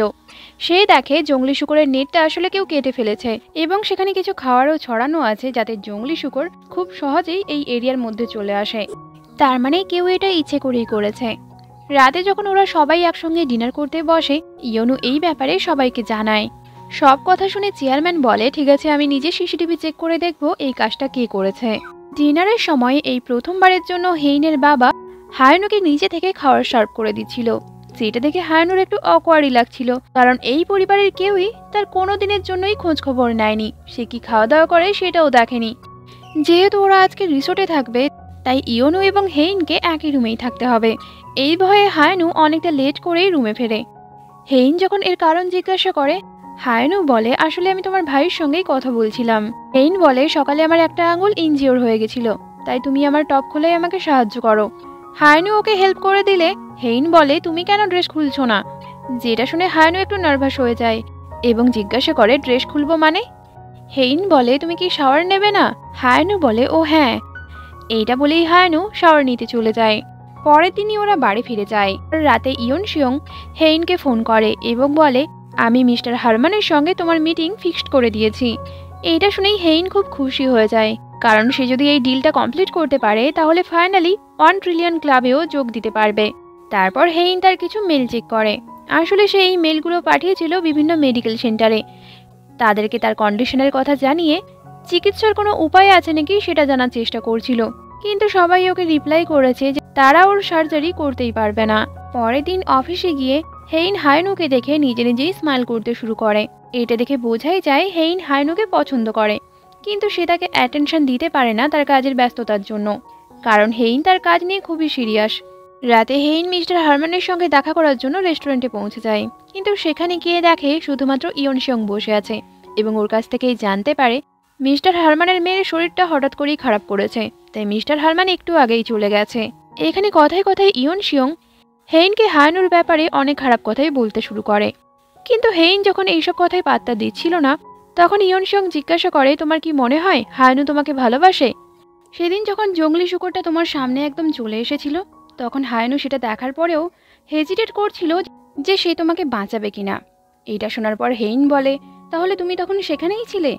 এইতে যখন ইয়ন শিয়ং হ্যাঁ বলে, হেইন বলে এটাই তো তোমাদের মধ্যে পার্থক্য, তুমি সেখানে থাকার পরেও আমাকে বাঁচানোর একটুও চেষ্টা করোনি, কিন্তু হায়ানু আমাকে বাঁচিয়েছে। এরপর হেইন অনেকটা ড্রিঙ্ক করে ফেলে, তাই ইয়ন শিয়ং ওকে বাড়ি ছাড়তে যায়। ব্যাপারটা যখন হায়ানু দেখে সে একটু জেলাস ফিল করে, কিন্তু হেইন এতটাই নেশার ঘুরে ছিল যে সে নিজেই বুঝতে পারছিল না সে এসব কি করছে। তাই তো সে নেশার ঘুরে হায়ানুকে কিসও করে ফেলে। এরপর হায়ানু হেইনকে তার রুমে ছেড়ে দিয়ে আসে এবং সে নিজে অন্য একটা রুমে যায়, যেখানে গিয়ে সে তার পাস্টের একটা কথা মনে করে। আসলে হায়ানু এবং হেইন দুজনে একবার ডাক্তারের কাছে গেছিল। ডাক্তার ওদেরকে বলেছিল হেইন প্রেগনেন্ট হয়েছে, সেটাও আবার 4 সপ্তাহ আগে। ডাক্তারের কাছ থেকে এই কথা শুনে ওরা দুজনেই খুব খুশি হয়। ওরা বেবির কথা জেনে এতটাই খুশি হয়েছিল যে ওরা আগে থেকেই একটা রুম ডেকোরেট করে রাখে। প্রেজেন্টে আমরা দেখব হায়ানু সেই রুমেই মন খারাপ করে দাঁড়িয়েছিল, কিন্তু ওদের বাচ্চার কি হয়েছিল সেটা তো আমরা পরে গিয়েই জানতে পারবো। পরের দিন সকালে হায়ানু রুম থেকে বেরিয়ে আসে। ওকে দেখে হেইন ওর দিকে এগিয়ে যায় এবং ওর কাঁধে হাত রাখে। তখন হায়ানু একটু নার্ভাস হয়ে চোখটা বন্ধ করে নেয়, কারণ সে ভাবছিল হেইন বোধহয় তাকে আগের দিনের মতো আবারও কিস করতে চলেছে। কিন্তু হেইন ওর কাঁধ থেকে কিছু একটা তুলে নিচে ফেলে এবং ওকে বলে তুমি কি নিজেকে পরিষ্কার রাখতে পারো না। পরের দিন হায়ানু আবারও হেইনকে ইমপ্রেস করার জন্য ওর জন্য একজোড়া জুতো কিনে নিয়ে যায়, সেটাও আবার 50% অফে। যেটা দেখে হেইন বলে কিন্তু আমার জুতোর আলমারিতে অনেক দামি দামি জুতোই আছে, যেগুলোর মধ্যে অনেকগুলো হয়তো আমি একবারও পরিনি, তাহলে আমি তোমার এই হাফ দামে কেনা জুতো কেন পরবো। হায়ানু বলে তুমি সবসময় হাই হিল পরে চলাফেরা করো, যেটা দেখে আমার চিন্তা হয় যে তুমি কখনো পড়ে যেতে পারো, তাই আমি তোমার জন্য এই রকম কমফোর্টেবল জুতো কিনে এনেছি। কথাটা শুনেই হেইন মনে মনে অনেকটা খুশি হয় এবং জুতো জোড়াটিকে নিজের কাছে রেখে দেয়। পরের দিনই আমরা হেইনকে দেখব যে সেই জুতোগুলো পরে কোম্পানিতেই আসছিল। ওকে সেই জুতোগুলো পরতে দেখে হায়ানু অনেকটাই খুশি হয়। হেইন এবং ইয়ন শিয়ক ফাইনালি মিস্টার হারমানের সঙ্গে দেখা করে এবং কথাবার্তা বলার পর মিস্টার হারমান হেইনের সঙ্গে পার্টনারশিপে যেতে রাজি হয়ে যায়। এতে হেইন অনেকটাই খুশি হয় এবং এর জন্য সে ইয়ন শিয়ংকে ধন্যবাদও জানায়। রাতে হেইন হায়ানুকে একটা ফাইল দেয়। ফাইলটা খুলেই হায়ানু দেখে এটা একটা রিসার্চ পেপার এবং সেখানে ইউরোপের one of the best medical হসপিটালের রিসার্চ রিপোর্ট ছিল। হেইন ওকে বলে তুমি একদম ঠিক দেখেছো, ওরা আমাকে বলেছে আমার সার্জারি করতে পারবে। হায়ানু এতে অনেকটাই শকড হয়ে যায়। তারা আমাকে এটাও বলেছে আমার ঠিক হওয়ার সম্ভাবনা 50%-এরও বেশি। এতে হায়ানু আরোই অবাক হয়। তখন হেইন বলে আমি জানতাম এই নিউজটা শুনলে তুমি অনেকটাই খুশি হবে, কারণ তুমি সবসময়ই আমার পাশে আছো। এইগুলো জানতে পেরে হায়ানু এতটাই ফ্রাস্ট্রেটেড ছিল সে পাশের একটা মাঠে গিয়ে চিৎকার করতেই শুরু করে। এরপর হায়ানু তার নিজের রুমে ফিরে এটা ইমাজিন করতে থাকে হেইন যদি সত্যিই ঠিক হয়ে যায় তাহলে ওর পরিবার ওর সঙ্গে আর কি খারাপ বিহেভ করবে, বা হায়ানু যদি সামনে থেকে গিয়ে হেইনকে বলে আমি তোমার থেকে ডিভোর্স চাই, তাহলে হেইন নিশ্চয়ই ওকে গুলি করেই মেরে ফেলবে। এইসব কথা ভাবতে ভাবতে হায়ানু প্রায় পাগলই হয়ে যাচ্ছিল। এদিকে ইয়নশিও কুইন গ্রুপের সবথেকে বড় বড় শেয়ার হোল্ডারদের কাছ থেকে শেয়ারগুলোকে কিনে নিয়েছিল। ওর এইসব করা দেখে বোঝাই যাচ্ছে সে কুইন গ্রুপটাকেই নিজের করতে চায়। একদিন হেইন হঠাৎ করেই হায়ানুর হোম টাউনে চলে যায়। আসলে ওকে এখানে আসার জন্য হায়ানুর বোন মিশুন ওকে টেক্সট করেছিল এবং এটা বলেছিল আমার বাবা এই গ্রামে চিফ হওয়ার জন্য ইলেকশনে দাঁড়িয়েছে, তাকে জেতানোর জন্য আমাদের তোমার সাহায্যের প্রয়োজন, তুমি কি একবার আসতে পারবে? তাই তো হেইন মিশুনের টেক্সট পেয়ে হায়ানুর হোম টাউনে চলে আসে। ও এসে গ্রামের সবার সামনে নিজের ইন্ট্রোডাকশন দেয় এবং নিজের কোম্পানি থেকে আনা দামি দামি গিফটগুলো গ্রামবাসীকে দিয়ে দেয়, যেটা দেখেই ওরা সবাই হায়ানুর বাবাকে ভোট দিয়ে জিতিয়ে দেয়।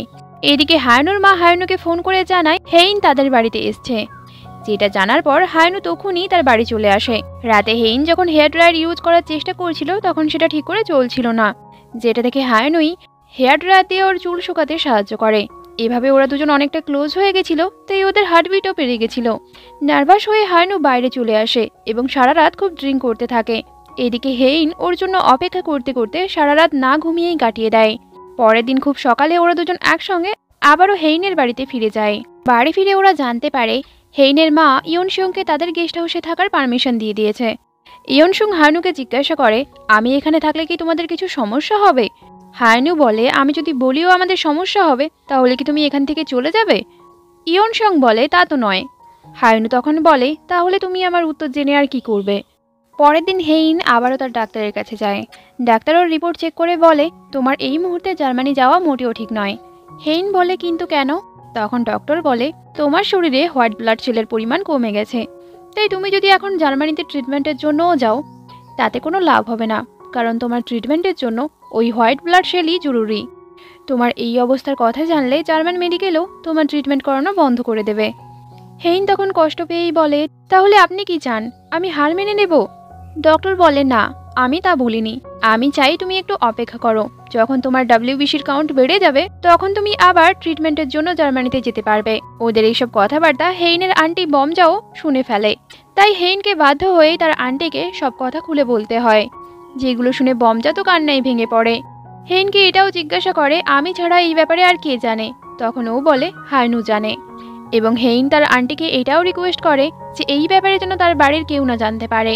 ইয়নশিয়ং হেইনের গ্র্যান্ডপাকে ইমপ্রেস করার জন্য তার পছন্দের একটা পেইন্টিং গিফট করতে চায়, যেটা জেনে গ্র্যান্ডপা অনেকটাই খুশি হয়। পরে শুনেই হেইন জার্মানি যাওয়ার জন্য রেডি হচ্ছিল, তখনই আন্টি বমজা এসে ওকে বলে তুমি একা কেন যাচ্ছ, হায়ানু কেন যাচ্ছে না?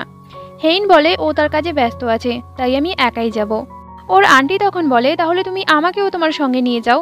হেইন এতে না করে দিয়ে ওখান থেকে চলে যায়। আন্টির এতটাই মন খারাপ হয় সে তার বাড়ির বাইরে বসে হায়ানুর জন্য অপেক্ষা করতে থাকে। ফাইনালি হায়ানু এলে বমজা ওকে অনেকই বকাবকি করে এবং এটা বলে হেইনের এই কন্ডিশনে তুমি তার সঙ্গে জার্মানি কেন যাওনি? বেচারা হায়ানু তো এসবের কিছুই জানতো না, কারণ হেইন তাকে এই ব্যাপারে কিছুই বলেনি। বাড়ি ফিরে হায়ানু হেইনকে ফোন করে, কিন্তু ওর ফোনটা তখন বন্ধ পায়। আসলে হেইন এতক্ষণে প্লেনে উঠে পড়েছে এবং প্লেনে ওঠার পর সে তার ফোনটাকে সুইচ অফও করে দিয়েছে। হায়ানু হেইনকে এতটাই মিস করছিল যে সে তার ইন্টারভিউ দেখতে শুরু করে।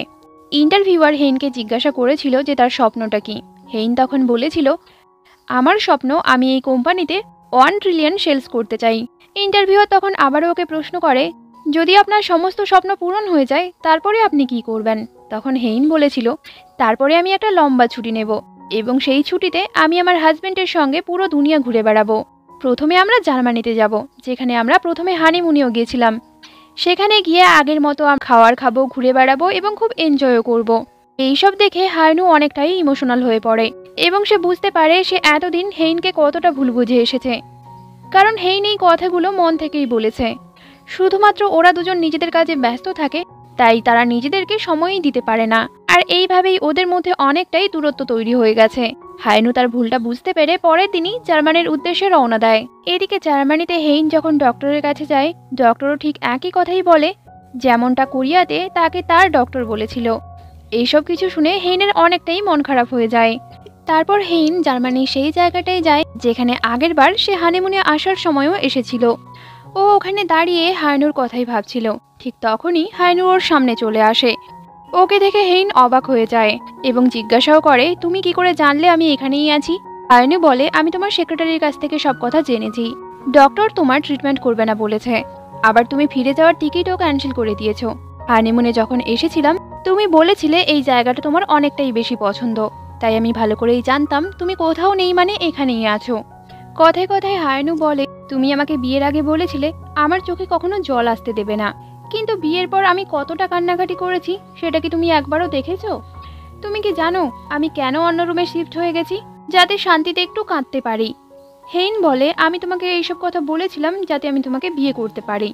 হায়নু তখন বলে, এখন তো আমাদের বিয়ে হয়ে গেছে, অন্তত এই সময় তো তুমি আমাকে তোমার পাশে থাকতে দাও। হেইন বলে, আমি তোমাকে তো একবারও না বলিনি, আমিও তোমাকে ছাড়া একা থাকতেই চাই না, আমিও চাই তুমি আমার পাশেই থাকো। এইভাবে ওরা অনেকক্ষণ কথা বলে নিজেদের মধ্যেকার যে মিসআন্ডারস্ট্যান্ডিং ছিল সেটা দূর করে ফেলে। এরপর হেইন হায়নুকে জড়িয়ে ধরে এবং বলে, চলো আমরা ফিরে যাই, আমি বুঝতেই পেরেছি এখানে আমার ট্রিটমেন্ট হবে না, তাই আমার হাতে আর যতদিন আছে ততদিনই আমি তোমার সঙ্গে থাকতে চাই। এগুলো বলে ও অনেকটাই ইমোশনাল হয়ে যায়। তারপর ওরা একে অপরকে কিসও করে। এদিকে হান্টিং গ্রাউন্ডের কেয়ারটেকার হায়নুকে অনেকদিন আগেই একটা মেমোরি কার্ড দিয়েছিল এবং সে এটাও বলেছিল এই কার্ডটার মেমোরি অনেকটাই কম, তাই এর আগের কিছু মেমোরি হারিয়ে গেছে। যেটা জানার পর হায়নু একটা টেক শপে ওই মেমোরি কার্ডটাকে রিকভার করতে দেয়। মেমোরি রিকভার করতে গিয়ে টেক শপের মালিক দেখে হান্টিং গ্রাউন্ডের তারটা আসলে দাহি কেটেছিল এবং সেখানে খাওয়ারও দাহি ছড়িয়েছিল। আর এরপরেই আমরা জানতে পারবো আসলে দাহি ইয়ন সিয়ংয়ের হয়ে কাজ করে, মানে ওরা দুজন একসঙ্গে মিলে অনেক দিন থেকেই এটা প্ল্যানিং করেছিল যে কুইন গ্রুপকে তারা নিজের করে নেবে। একদিন দাহি এবং ইয়ন সিয়ং সুযোগ বুঝে হায়নুর রুমে আসে যাতে হায়নুর বিরুদ্ধে কোনো প্রমাণ জোগাড় করতে পারে।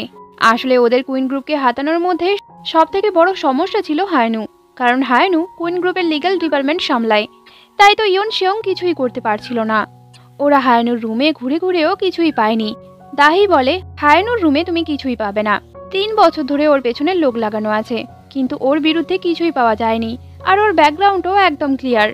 তখনই ইয়ন সিয়ং হায়নুর রুমে একটা লকার দেখতে পায় এবং দাহিকে বলে, ওর যদি একদমই ক্লিয়ার তাহলে লকার কেন রেখেছে। এইদিকে হেইন হায়নুকে বলে, আমার বিয়ের আগে আমাকে একটা উইল বানাতে হয়েছিল, না হলে মা আমাদের বিয়েটা মেনেই নিচ্ছিল না। সেই মুহূর্তে আমি তোমাকে বিয়ে করার জন্য মায়ের কথায় আমি একটা উইল বানিয়েছিলাম, সেই উইল অনুযায়ী আমার মৃত্যুর পর তুমি কিছুই পাবে না, কিন্তু এখন আমি এই উইলটা পরিবর্তন করতে চাই। উইলের কথা শুনে হায়নুর একটু গিল্টি ফিল হয়, কারণ সে বোকার মতো একবার সম্পত্তি পাওয়ার লোভে ইয়াংয়ের কথায় অনেক কিছুই করেছিল এবং সেটা করা যে কতটা ভুল হয়েছে ও এখন বুঝতে পেরেছে। কিন্তু এখন ওর সম্পত্তিতে কোনো রকম ইন্টারেস্টই নেই, সে শুধু চায় হেইনের সঙ্গে থাকতে। তাই সে হেইনকে বলে, তুমি উইল চেঞ্জ করতে চাইলে করতে পারো, কিন্তু সেটা তুমি পুরোপুরি সুস্থ হওয়ার পর। কথাটা শুনেই হেইন অনেকটা খুশি হয়। খুঁজতে খুঁজতে ইয়ন সিয়ং হায়নু টেবিলে সেই টেক শপের কার্ডটা পেয়ে যায়, যেখানে হায়নু তার মেমোরি কার্ডটাকে ঠিক করাতে দিয়েছে। এখানে আমরা এটাও জানতে পারবো দাহি আসলে সুচিয়লকে পছন্দ করে না। এই পরিবারের মধ্যে সুচিয়লকে পটানো সব থেকে সহজ ছিল, তাই সে সুচিয়লকে মিথ্যে প্রেমের জালে ফাঁসিয়ে বিয়ে করেছে। পরের দিন সকালে হেইন হায়নুকে বলে, আমার কাছে একটা গুড নিউজ আছে, আর সেটা হলো জার্মানির ডক্টর আমার ট্রিটমেন্ট করাতে রাজি হয়ে গেছে। আর এখানে এই পাস্টের একটা ঘটনা থেকে জানতে পারবো ডক্টরও ট্রিটমেন্ট করাতে রাজি হয়েছে তো হায়নুর কথায়। আসলে ডক্টর হেইনের ট্রিটমেন্ট করানোর জন্য ওর কাছ থেকে 1 ট্রিলিয়ন ওন নিয়েছিল, তাই তো হায়নু ডক্টরকে বলেছিল, তুমি যদি এখন ট্রিটমেন্ট না করাও তাহলে আমি তোমার উপর ফ্রড কেস করে দেব। ডক্টর তখন ওকে বলেছিল, কিন্তু এতে অনেক রিস্ক আছে। হায়নু বলে, যতই রিস্ক থাকুক একবার তো আমরা চেষ্টা করেই দেখতে পারি। প্রেজেন্টে হেইন এইসব কথাগুলো বলতে বলতে অনেকটাই খুশি হচ্ছিল, আর ওকে খুশি দেখে হায়নুও অনেকটা খুশি হয়। সেদিন হেইনের গ্র্যান্ডপাকে হেইনের বাবা বলে, আমাদের কোম্পানির ফাইন্যান্স ডিপার্টমেন্টের হেড আমাদের অনেকগুলো টাকা মেরে দিয়েছে, কিন্তু সব থেকে বড় সমস্যাটা হলো এটা, এই নিউজটা বাইরে কেউ লিক করে দিয়েছে যে এটা কুইন্স গ্রুপের রাইভালরাও জেনে গেছে। এর ফলে ওদের কোম্পানির অনেক বড় ক্ষতি হতে পারে। সবকিছু শুনে চেয়ারম্যান খুবই রেগে যায় এবং এটাও বলে, কে এই নিউজটা লিক করেছে তাকে খুঁজে বের করো। এদিকে চেয়ারম্যানের গার্লফ্রেন্ড শিওলহি চেয়ারম্যানের সঙ্গে গো খেলার বাহানায় তার টেবিলের তলায় লাগিয়ে রাখা ট্রান্সমিটারটা ইচ্ছে করেই চেয়ারম্যানকে দেখিয়ে দেয়, যেটা দেখে চেয়ারম্যান অনেকটাই রেগে যায়। তাই তো রেগে সে বাড়ির সব মেম্বারদের রুম চেক করার কথা বলে। রুম চেক করতে গিয়ে ওরা হায়নুর রুমের ড্রয়ার থেকে এই ট্রান্সমিটারের রিসিভার পেয়ে যায়, যেটা জানতে পেরে বাড়ির সবাই শকড হয়ে যায়। এইসব কিছু ক্যামেরার মধ্য দিয়ে ইয়ন সিয়ংও দেখতে পাচ্ছিল। আসলে সে একদিন গ্র্যান্ডপাকে যে পেন্টিংটা গিফট করেছিল তাতে একটা ক্যামেরা লাগানো আছে। এখান থেকে এটা ভালো করেই বোঝা যাচ্ছে যে এই সব কিছু ইয়ন সিয়ংয়ের প্ল্যানিং ছিল, যাতে সে হায়নুকে তার রাস্তা থেকে সরিয়ে দিতে পারে। হেইনের মা হেইনকে ফোন করে এইসব কিছু জানায়, কিন্তু হেইন এইসবের কিছুই বিশ্বাস করে না। সে তার মাকে বলে এসব কিছু তো অন্য কেউ করতে পারে, আর সেটা ইচ্ছে করেই হয়তো হায়ানুর রুমে রেখে গেছে যাতে ওরা হায়ানুকে ফাঁসাতে পারে। তাই তোমরা আগে সিসিটিভি ফুটেজ চেক করে দেখো। এটুকু বলেই সে ফোনটা কেটে দিয়ে ফোনটা সুইচ অফ করে দেয়। ইয়ন শিয়ং একদিন সেই টেক শপে পৌঁছে যায়। টেক শপের মালিককে অনেক টাকা দিয়ে সেই মেমোরি কার্ডটা নিয়ে নেয় এবং তাকে এখান থেকে অনেক দূরে চলে যেতেও বলে। হায়ানু যখন টেক শপের মালিককে ফোন করে তার ফোন তখন বন্ধ পায়, তাই সে তার বন্ধু ইয়াংকে ওই দোকানে পাঠিয়ে দেয়। ইয়াং ওকে ফোন করে জানায় যে দোকানটা তো এখন বন্ধ আছে। হায়ানু বলে আমি ভালো করেই জানতাম এরকম কিছু একটা হবে, তাই তো আমি আমার গাড়িটা ওই শপের সামনেই পার্ক করে রেখেছিলাম। তুমি আমার গাড়ির ড্যাশক্যাম থেকে ফুটেজ বের করে আমাকে পাঠাও। এরপর যখন হায়ানু হেইনের কাছে আসে, হেইন ওকে বলে আমার বাড়ির কেউ ফোন করলে রিসিভ করার দরকার নেই। এটা বলে সে হায়ানুর ফোনটাকেও সুইচ অফ করে দেয়।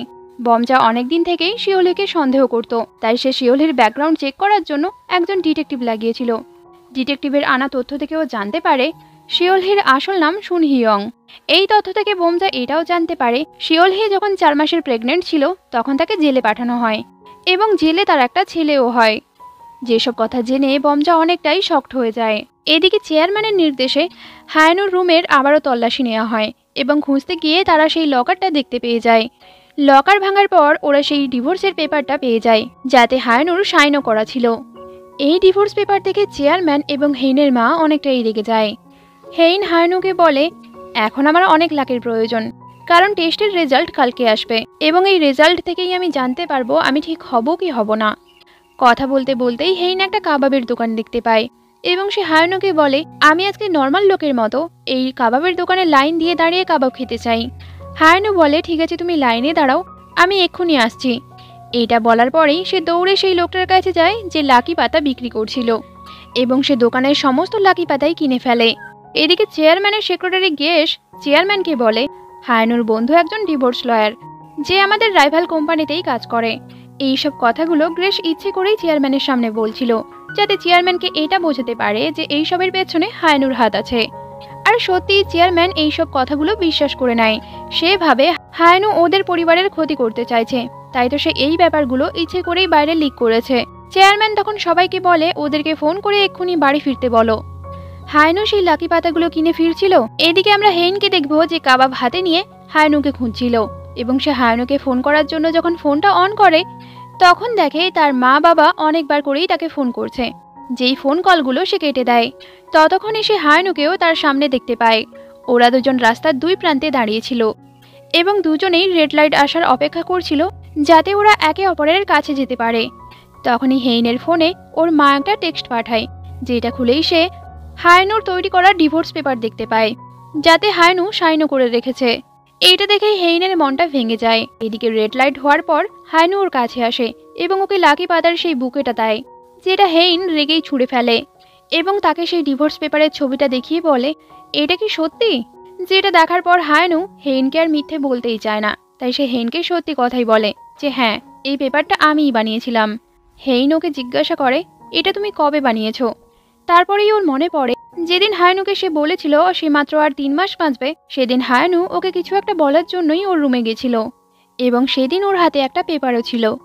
হেইন তখন ওকে জিজ্ঞাসা করে এটা কি তুমি সেদিনই বানিয়েছিলে যেদিন আমি তোমাকে বলেছিলাম আমি মারা যাব। হায়ানু এতে হ্যাঁ বলে। এটা শুনে হেইনের অনেকটাই মন খারাপ হয়ে যায়। সে তখন বলতে থাকে তুমি তাহলে সেদিন আমাকে ডিভোর্সের কথাটা বলনি, কারণ তুমি ভেবেছিলে 3 মাস পরে তো আমি এমনিই মারা যাব, তাই তো। হায়ানু এতেও হ্যাঁ বলে, কারণ সে সত্যিই তো এই জন্যই ডিভোর্স পেপারটা হেইনকে সেদিন আর দেয়নি। তখন হেইন বলে তার মানে এতদিন পর্যন্ত তুমি যা করেছো যা বলেছো সব কিছুই মিথ্যে ছিল। এর উত্তরে হায়ানু আর কিছুই বলতে পারেনি। হায়ানু ওকে অনেকবারই বোঝানোর চেষ্টা করে যে সে এইসব কিছু কেন করেছে, কিন্তু হেইন কোনো কথা শুনলে তো। হেইন যখন চলে যাচ্ছিল হায়ানু ওর হাতটা ধরে এবং ওকে বলে আমাকে একবারের জন্য বলতে তো দাও আমি এসব কিছু কেন করেছি, কিভাবে করেছি আর কি ভেবেই বা করেছি। হেইন বলে আমি এসব কিছু আর এখন জানতেই চাই না। এইগুলো বলেই হেইন বাড়ি থেকে বেরিয়ে আসে। রাস্তার মধ্যেও সে হায়ানুর কথাই ভাবছিল। এইরকম একটা সময়ে ওকে যখন একটা গাড়ি প্রায় ধাক্কা মারতেই যাচ্ছিল তখনই হায়ানু এসে ওকে বাঁচিয়ে নেয়। হায়ানু ওকে আবারও বলে প্লিজ আমার কথাটা একবার শোনো, কিন্তু হেইন ওকে বলে যদি আমার সঙ্গে এরকম কোনো কিছু আবারও কোনো দিন হয় তাহলে তুমি আমাকে বাঁচাতে এসো না। এটা বলেই হেইন ওখান থেকে চলে যায়। পরের দিন হেইনের টেস্টের রেজাল্ট চলে আসে। ডক্টর হায়ানুকে বলে এখন সার্জারি করানো সম্ভব নয়, কারণ হেইনের শরীরে ডব্লিউবিসি কাউন্ট বাড়েইনি। ওর শরীরে ডব্লিউবিসি কাউন্টটা নর্মাল হতে কতদিন সময় লাগবে সেই ব্যাপারে ডক্টরও কিছু বলতে পারেনি। ডক্টর এইটাও বলে এইসব পেশেন্টদের ক্ষেত্রে একটা বাঁচার আশা থাকা দরকার, কারণ আমি এরকম অনেক পেশেন্টকেই দেখেছি যাদের ক্ষেত্রে মিরাকেল হয়েছে এবং তাদের সবারই বাঁচার আশা ছিল, তাই হেইনেরও বাঁচার আশা থাকতে হবে। ততক্ষণে নার্স গিয়ে ডক্টরকে জানায় যে হেইন নিজে থেকেই ডিসচার্জ নিয়ে নিয়েছে। যেটা শুনেই হায়নু হেইনের কাছে যায় এবং ওকে বলে এইভাবে তুমি কেন ডিসচার্জ নিলে? ডক্টর তো বলেছে আমাদেরকে একটু অপেক্ষা করতে হবে, তাহলে তোমার ডব্লিউবিসি কাউন্ট নর্মাল হয়ে যাবে। ওর কথা শুনে হেইন বলে আর কতটা নিচে নামবে তুমি? আমি ভালো করেই জানি আমি যদি মারা যাই তাহলে সব থেকে বেশি খুশি তুমিই হবে। এমনিতেও আমার এখন আর বাঁচার ইচ্ছেই নেই। এটা বলে হেইন যখন চলে যাচ্ছিল হায়নু আবারও ওকে আটকায় এবং বলে তুমি কি আরেকবার চেষ্টা করবে না? হেইন যখন আবারও চলে যাচ্ছিল হায়নু ওকে আটকায় এবং ওকে রাগানোর চেষ্টা করে আর ওকে বলে তুমি কি আমার ওপর কেস করতে চাও না? হেইন বলে তুমি কি বলতে চাইছো?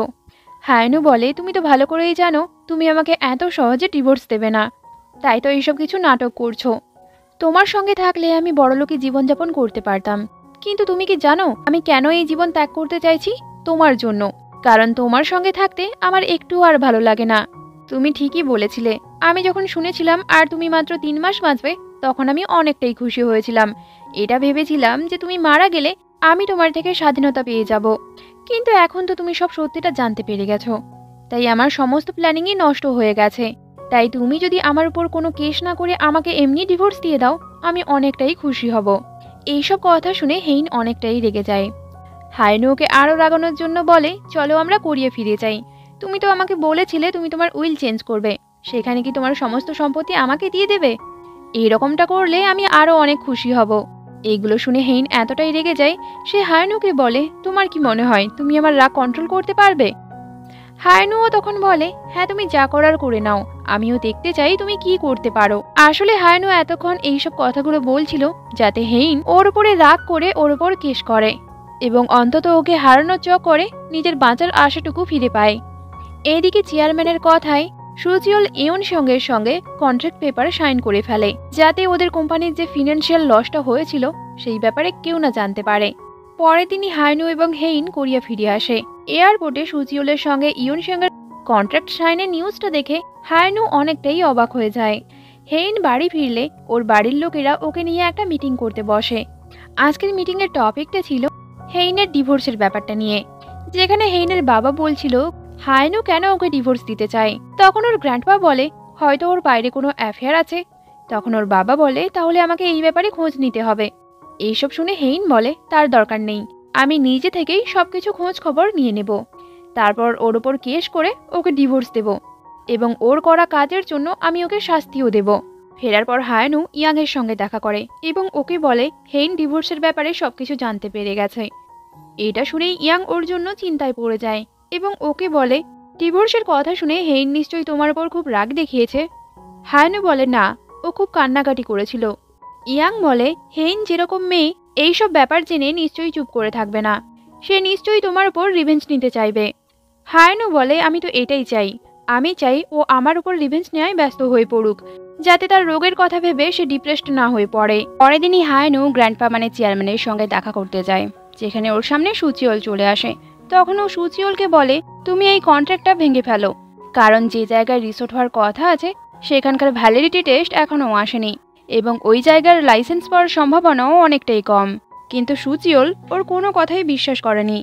এরপর ও চেয়ারম্যানের সঙ্গে দেখা করতে যায়। চেয়ারম্যান ওকে বলে তুমি আমাদের ফিনান্সিয়াল হেডের সঙ্গে প্ল্যানিংয়ে আছো নাকি, যাতে তুমি আমাকে টার্গেট করতে পারো? হায়নু বলে এটা তো একদমই ঠিক যে আপনাকে অনেক আগে থেকেই টার্গেট করা হচ্ছে। এরপর সে চেয়ারম্যানকে একটা ছবি দেখায়, যেই ছবিতে ওদের ফিনান্সিয়াল ডিপার্টমেন্টের হেড এবং তার বন্ধু ডাইরেক্টর জো ছিল। হায়নু এটা বলে এরা দুজন একই ইউনিভার্সিটিতে পড়াশোনা করেছে আর অনেক ক্লোজও। ডাইরেক্টর জো ফিনান্সিয়াল টিমের অডিট করে, অথচ এতদিন যে ফিনান্সিয়াল হেড টাকা সরিয়ে নিচ্ছে সেই ব্যাপারে আপনাকে কিছুই বলেনি। ওর কথা শুনে চেয়ারম্যান বলে তার মানে তুমি বলতে চাইছো এসব তুমি করনি, এরা দুজন মিলে করেছে তাই তো? হায়নু বলে আমার মনে হয় এই প্ল্যানিংয়ে শুধু তারা নয়, এর সঙ্গে আরও কেউ আছে যার কথাতে ওরা আপনাকে টার্গেট করেছে। যে এই কাজগুলো করতে বলেছে সেই হয়তো আমার এখানে না থাকার সুযোগ নিয়ে আপনার রুমে ট্রান্সমিটার লাগিয়ে আমার রুমে রিসিভারটা রেখে দিয়েছে যাতে সে আমাকে রাস্তা থেকে সরিয়ে দিতে পারে। চেয়ারম্যান তখন জিজ্ঞাসা করে সেই মাস্টার মাইন্ডটা তাহলে কে? হায়নু বলে আমি সেই লোকটাকে এখনো ধরতেই পারিনি। সব কথা শুনে চেয়ারম্যান বলে তোমার কি মনে হয় তোমার এই সব কথাগুলো আমি বিশ্বাস করে নেব? তুমি হেইনকে আর আমাদের পরিবারকে ধোঁকা দিয়েছো। এইসব কথাগুলো ক্যামেরার মধ্য দিয়ে ইয়ন সঙ্গ দেখতে পাচ্ছিল। তাই তো সব কথা শোনার পর সে ডাইরেক্টর জোকে ফোন করে এবং তাড়াতাড়ি করে কোনো একটা কাজও করতে বলে। এরপর হায়নু হেইনের সঙ্গে কথা বলতে যায়। হেইন তখনই তার রুম থেকে বেরিয়ে আসে আর তার হাতে ডিভোর্স পেপারটাও ছিল। সেটা হায়নুকে দেখিয়ে বলে আমিও এটাই সাইন করে দিয়েছি, কিন্তু এটাকে কবে কিভাবে সাবমিট করব সেটা আমি ঠিক করব। হায়নু এতে কিছুই বলেনি।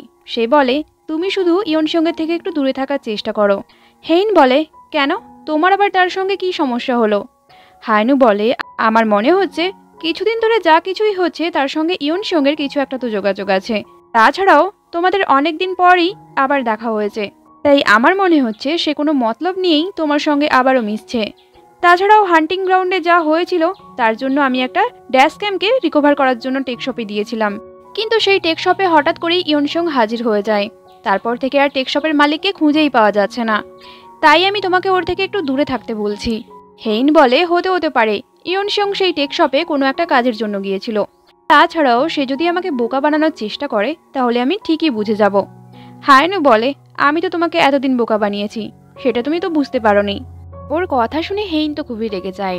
পরের দিনই হায়নুর অফিসে হেইনের অডিট টিম চলে যায় এবং হায়নুর সমস্ত ফাইল এমনকি তার পার্সোনাল ল্যাপটপ ফোন সবকিছুই অডিট টিমের লোকেরা নিয়ে যায়। আসলে হেইন এই অডিট টিমকে দিয়ে সেগুলো চেক করিয়ে দেখতে চায় হায়নুর বিরুদ্ধে কোনো প্রমাণ পাওয়া যায় কিনা। এইসব কিছু দেখে এমপ্লয়িরা বলাবলি করতে থাকে, মনে হয় বাড়ির ঝগড়া অফিসেও চলে এসছে। এদিকে সেই অডিট টিমের ডাইরেক্টর জো ইয়ন সঙ্গের নির্দেশে কোরিয়া ছেড়ে বিদেশে চলে যায়। ইয়ন সঙ্গের কিছু লোকেরা হেইনের মেড হিসেবেও কাজ করত। যেই মেডগুলোর মধ্যে একজন সেদিন হেইনের রুম পরিষ্কার করতে গিয়ে তার মেডিকেল রিপোর্টের একটা টুকরো দেখতে পায়, যেটা দেখা মাত্রই মেয়েটির ছবি তুলে ইয়ন সঙ্গকে পাঠিয়ে দেয়। এই রিপোর্টটা দেখে ইয়ন সঙ্গের মনে পড়ে হেইন যখন সেদিন তার সঙ্গে দেখা করতে এসেছিল সেদিন হেইনের ব্যাগে একটা মেডিকেল বাক্স ছিল, যার ওপর এই মেডিকেল সেন্টারের নাম লেখাও ছিল। এগুলো মনে করার পর ইয়ন সং কাউকে ফোন করে এই মেডিকেল সেন্টারের ব্যাপারে খোঁজ খবর নিতে বলে।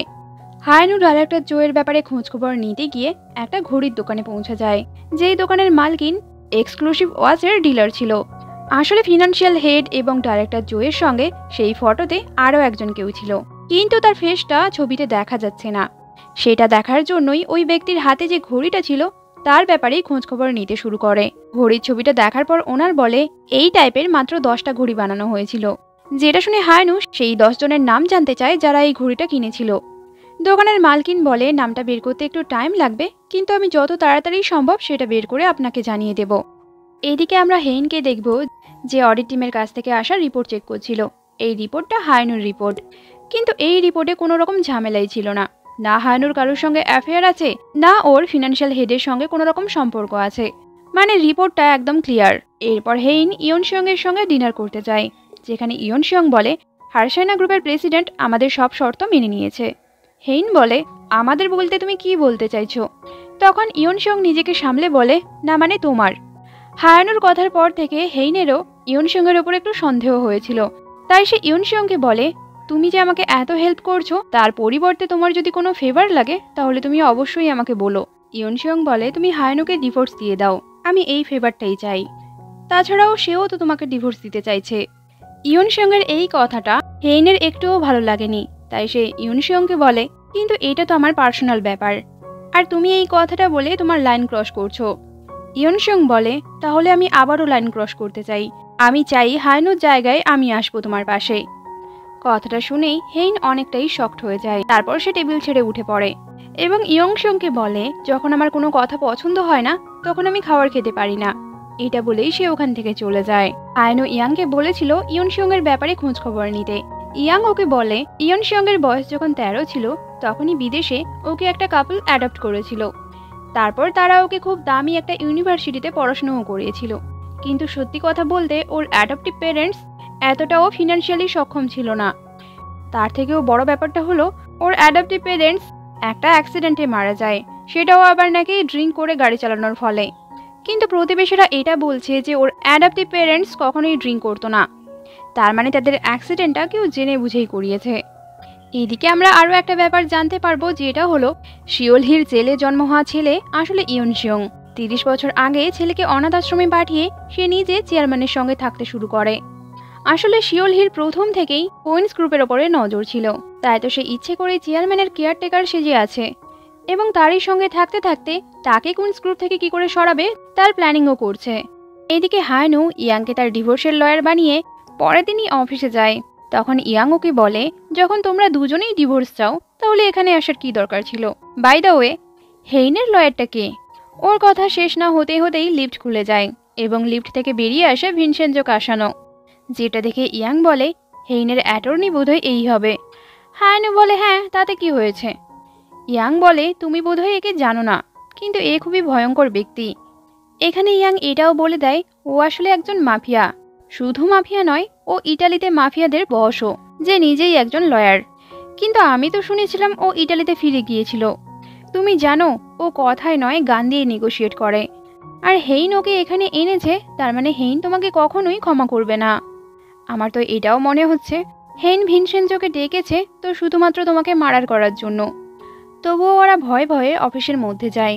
সেখানে গিয়ে ওদের নজর শুধুমাত্র ভিনসেনজোর সুটকেসের ওপর ছিল। ভিনসেনজো সুটকেসটা ওপেন করে ওদেরকে বলে, তোমরা তো ভালো করে জানবে হয়তো আমি কারোর সঙ্গেই নেগোশিয়েট করি না। এইটা বলেই সুটকেসটা ওদের দিকে ঘুরিয়ে দেয়, যেটা দেখে ওরা তো খুবই ঘাবড়ে যায়। কিন্তু তারপর যখন দেখে সুটকেসের মধ্যে শুধুমাত্র ডিভোর্স পেপার আছে, তখন ওরা অনেকটাই শান্ত হয়ে যায়। ভিনসেনজো ওদেরকে বলে, তোমরা ভালো করে দেখে নাও এটা সেই ডিভোর্স পেপার কিনা যেটা হায়নু বানিয়েছিল। ইয়াং ডিভোর্স পেপারটা হাতে নিয়ে বলে, হ্যাঁ এটাই হায়নু বানিয়েছিল, কিন্তু তাতে কি হয়েছে? ভিনসেনজো বলে, ডিভোর্সের কারণ হিসেবে মনোমালিন্য লেখা আছে। ইয়াং বলে, হ্যাঁ এটাই তো খুব সহজ রিজন ডিভোর্স নেওয়ার জন্য। ভিনসেনজো বলে, আমার ক্লায়েন্টের দিকে একবার তাকিয়ে দেখো, ও কত সুন্দরী, কত বড় পরিবারের মেয়ে। তার ডিভোর্সের কারণ যদি মনোমালিন্য হয়, তাহলে লোকেরা তার ব্যাপারে কি ভাববে, যে মেয়েটা খুবই অহংকারী? এগুলো শুনে ইয়াং বলে, তাহলে আপনিই বলে দিন এর রিজন কি রাখা উচিত। ভিনসেনজো তখন বলে, তুমি এটা লেখো, তাদের ব্যস্ত শিডিউলের জন্য তারা একে অপরকে সময় দিতে পারে না, তাই তাদের মধ্যে দূরত্ব সৃষ্টি হয়েছে। এবং এটাও লেখো, তারা দুজন বন্ধু হয়ে থাকার সিদ্ধান্ত নিয়েছে এবং একে অপরকে বেস্ট উইশও দিয়েছে। হেইন বলে, কিন্তু আমি তো ওকে বেস্ট উইশ দিতে চাই না। ভিনসেনজো বলে, এটা তো শুধুমাত্র দেখানোর জন্য। এরপর ভিনসেনজোর আরও কিছু বলার আগে হায়নু বলে, আপনার যা ইচ্ছে হয় সেটাই লিখে নিন। আর এইভাবে অনেক নেগোসিয়েশনের পর তাদের ফাইনালি ডিভোর্স হয়ে যায়। রাতে হেইন একা একটা রেস্টুরেন্টে যায়, যেখানে বসে সে হায়নুর কথাই ভাবছিল। ঠিক তখনই ওই রেস্টুরেন্টে হায়নু এবং ইয়াংও চলে আসে। হায়নুর আওয়াজ পেয়ে হেইন খুব ভালো করে দেয়ালের আড়ালে লুকিয়ে যায়। ইয়াং বলে, এই ডিভোর্সটা হয়ে তোমার জন্য ভালোই হয়েছে। এরপর থেকে তুমি একার মতো করে বাঁচতে পারবে, কেউ তোমাকে সবসময়ের জন্য ফলো করবে না। তাদের একটা ডাকে তোমাকে ছুটে যেতেও হবে না।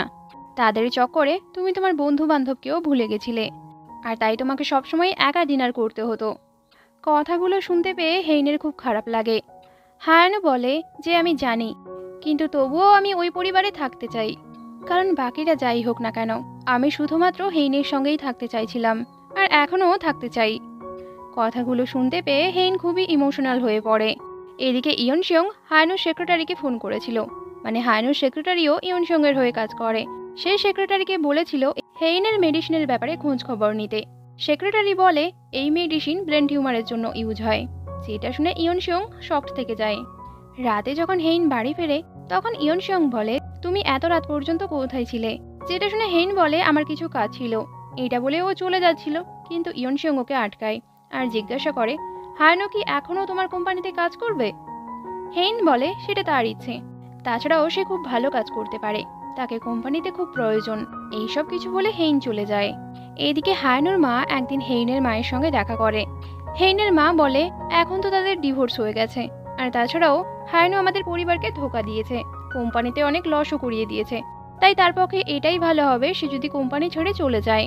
কিন্তু এইসব কথাগুলো হায়ানুর মা একটুও বিশ্বাস করেনি, কারণ তার ছেলে এরকম করতে পারে না সেটাই সে জানে, এবং সে এই ব্যাপারে হেইনের মাকেও বোঝানোর চেষ্টা করে। কিন্তু হেইনের মা হায়ানুর ব্যাপারে কোনো কথাই শুনতে রাজি ছিল না, যেটা দেখে হায়ানুর মা আপসেট হয়ে বাড়ি ফিরে যায়, এবং বাড়িতে যখন সবাইকে এই ব্যাপারে জানায়, তাদেরও খুব মন খারাপ হয়ে যায়। এদিকে হায়ানু সেই ঘড়ি দোকানে পৌঁছে যায় এবং সেই 10 জনের নামও পেয়ে যায় যারা এই ব্র্যান্ডের ঘড়িটা কিনেছিল। সেই নামগুলোর মধ্যে শিওলহির নামও ছিল, যেটা থেকে হায়নু ভাবে 10 বছর আগে শিওলহি কার জন্য এই ঘড়িটা কিনেছিল। পরের সিনেই আমরা ইয়নসং এর হাতে সেই ঘড়িটা দেখতে পাবো। আসলে ফিনান্সিয়াল ডিপার্টমেন্টের হেড এবং ডাইরেক্টর জোয়ের সঙ্গে যে ছিল সেটা ইয়নসিয়ংই, আর এখন সে হেইনকে ফলো করছিল। কিন্তু হঠাৎই হায়নু ওর গাড়ির সামনে চলে আসে। গাড়ি থেকে বেরিয়ে এসে হায়নু ইয়নসংকে জিজ্ঞাসা করে, তুমি হেইনকে ফলো কেন করছো? ইয়নসং জিজ্ঞাসা করে, তুমি এখানে কি করছো?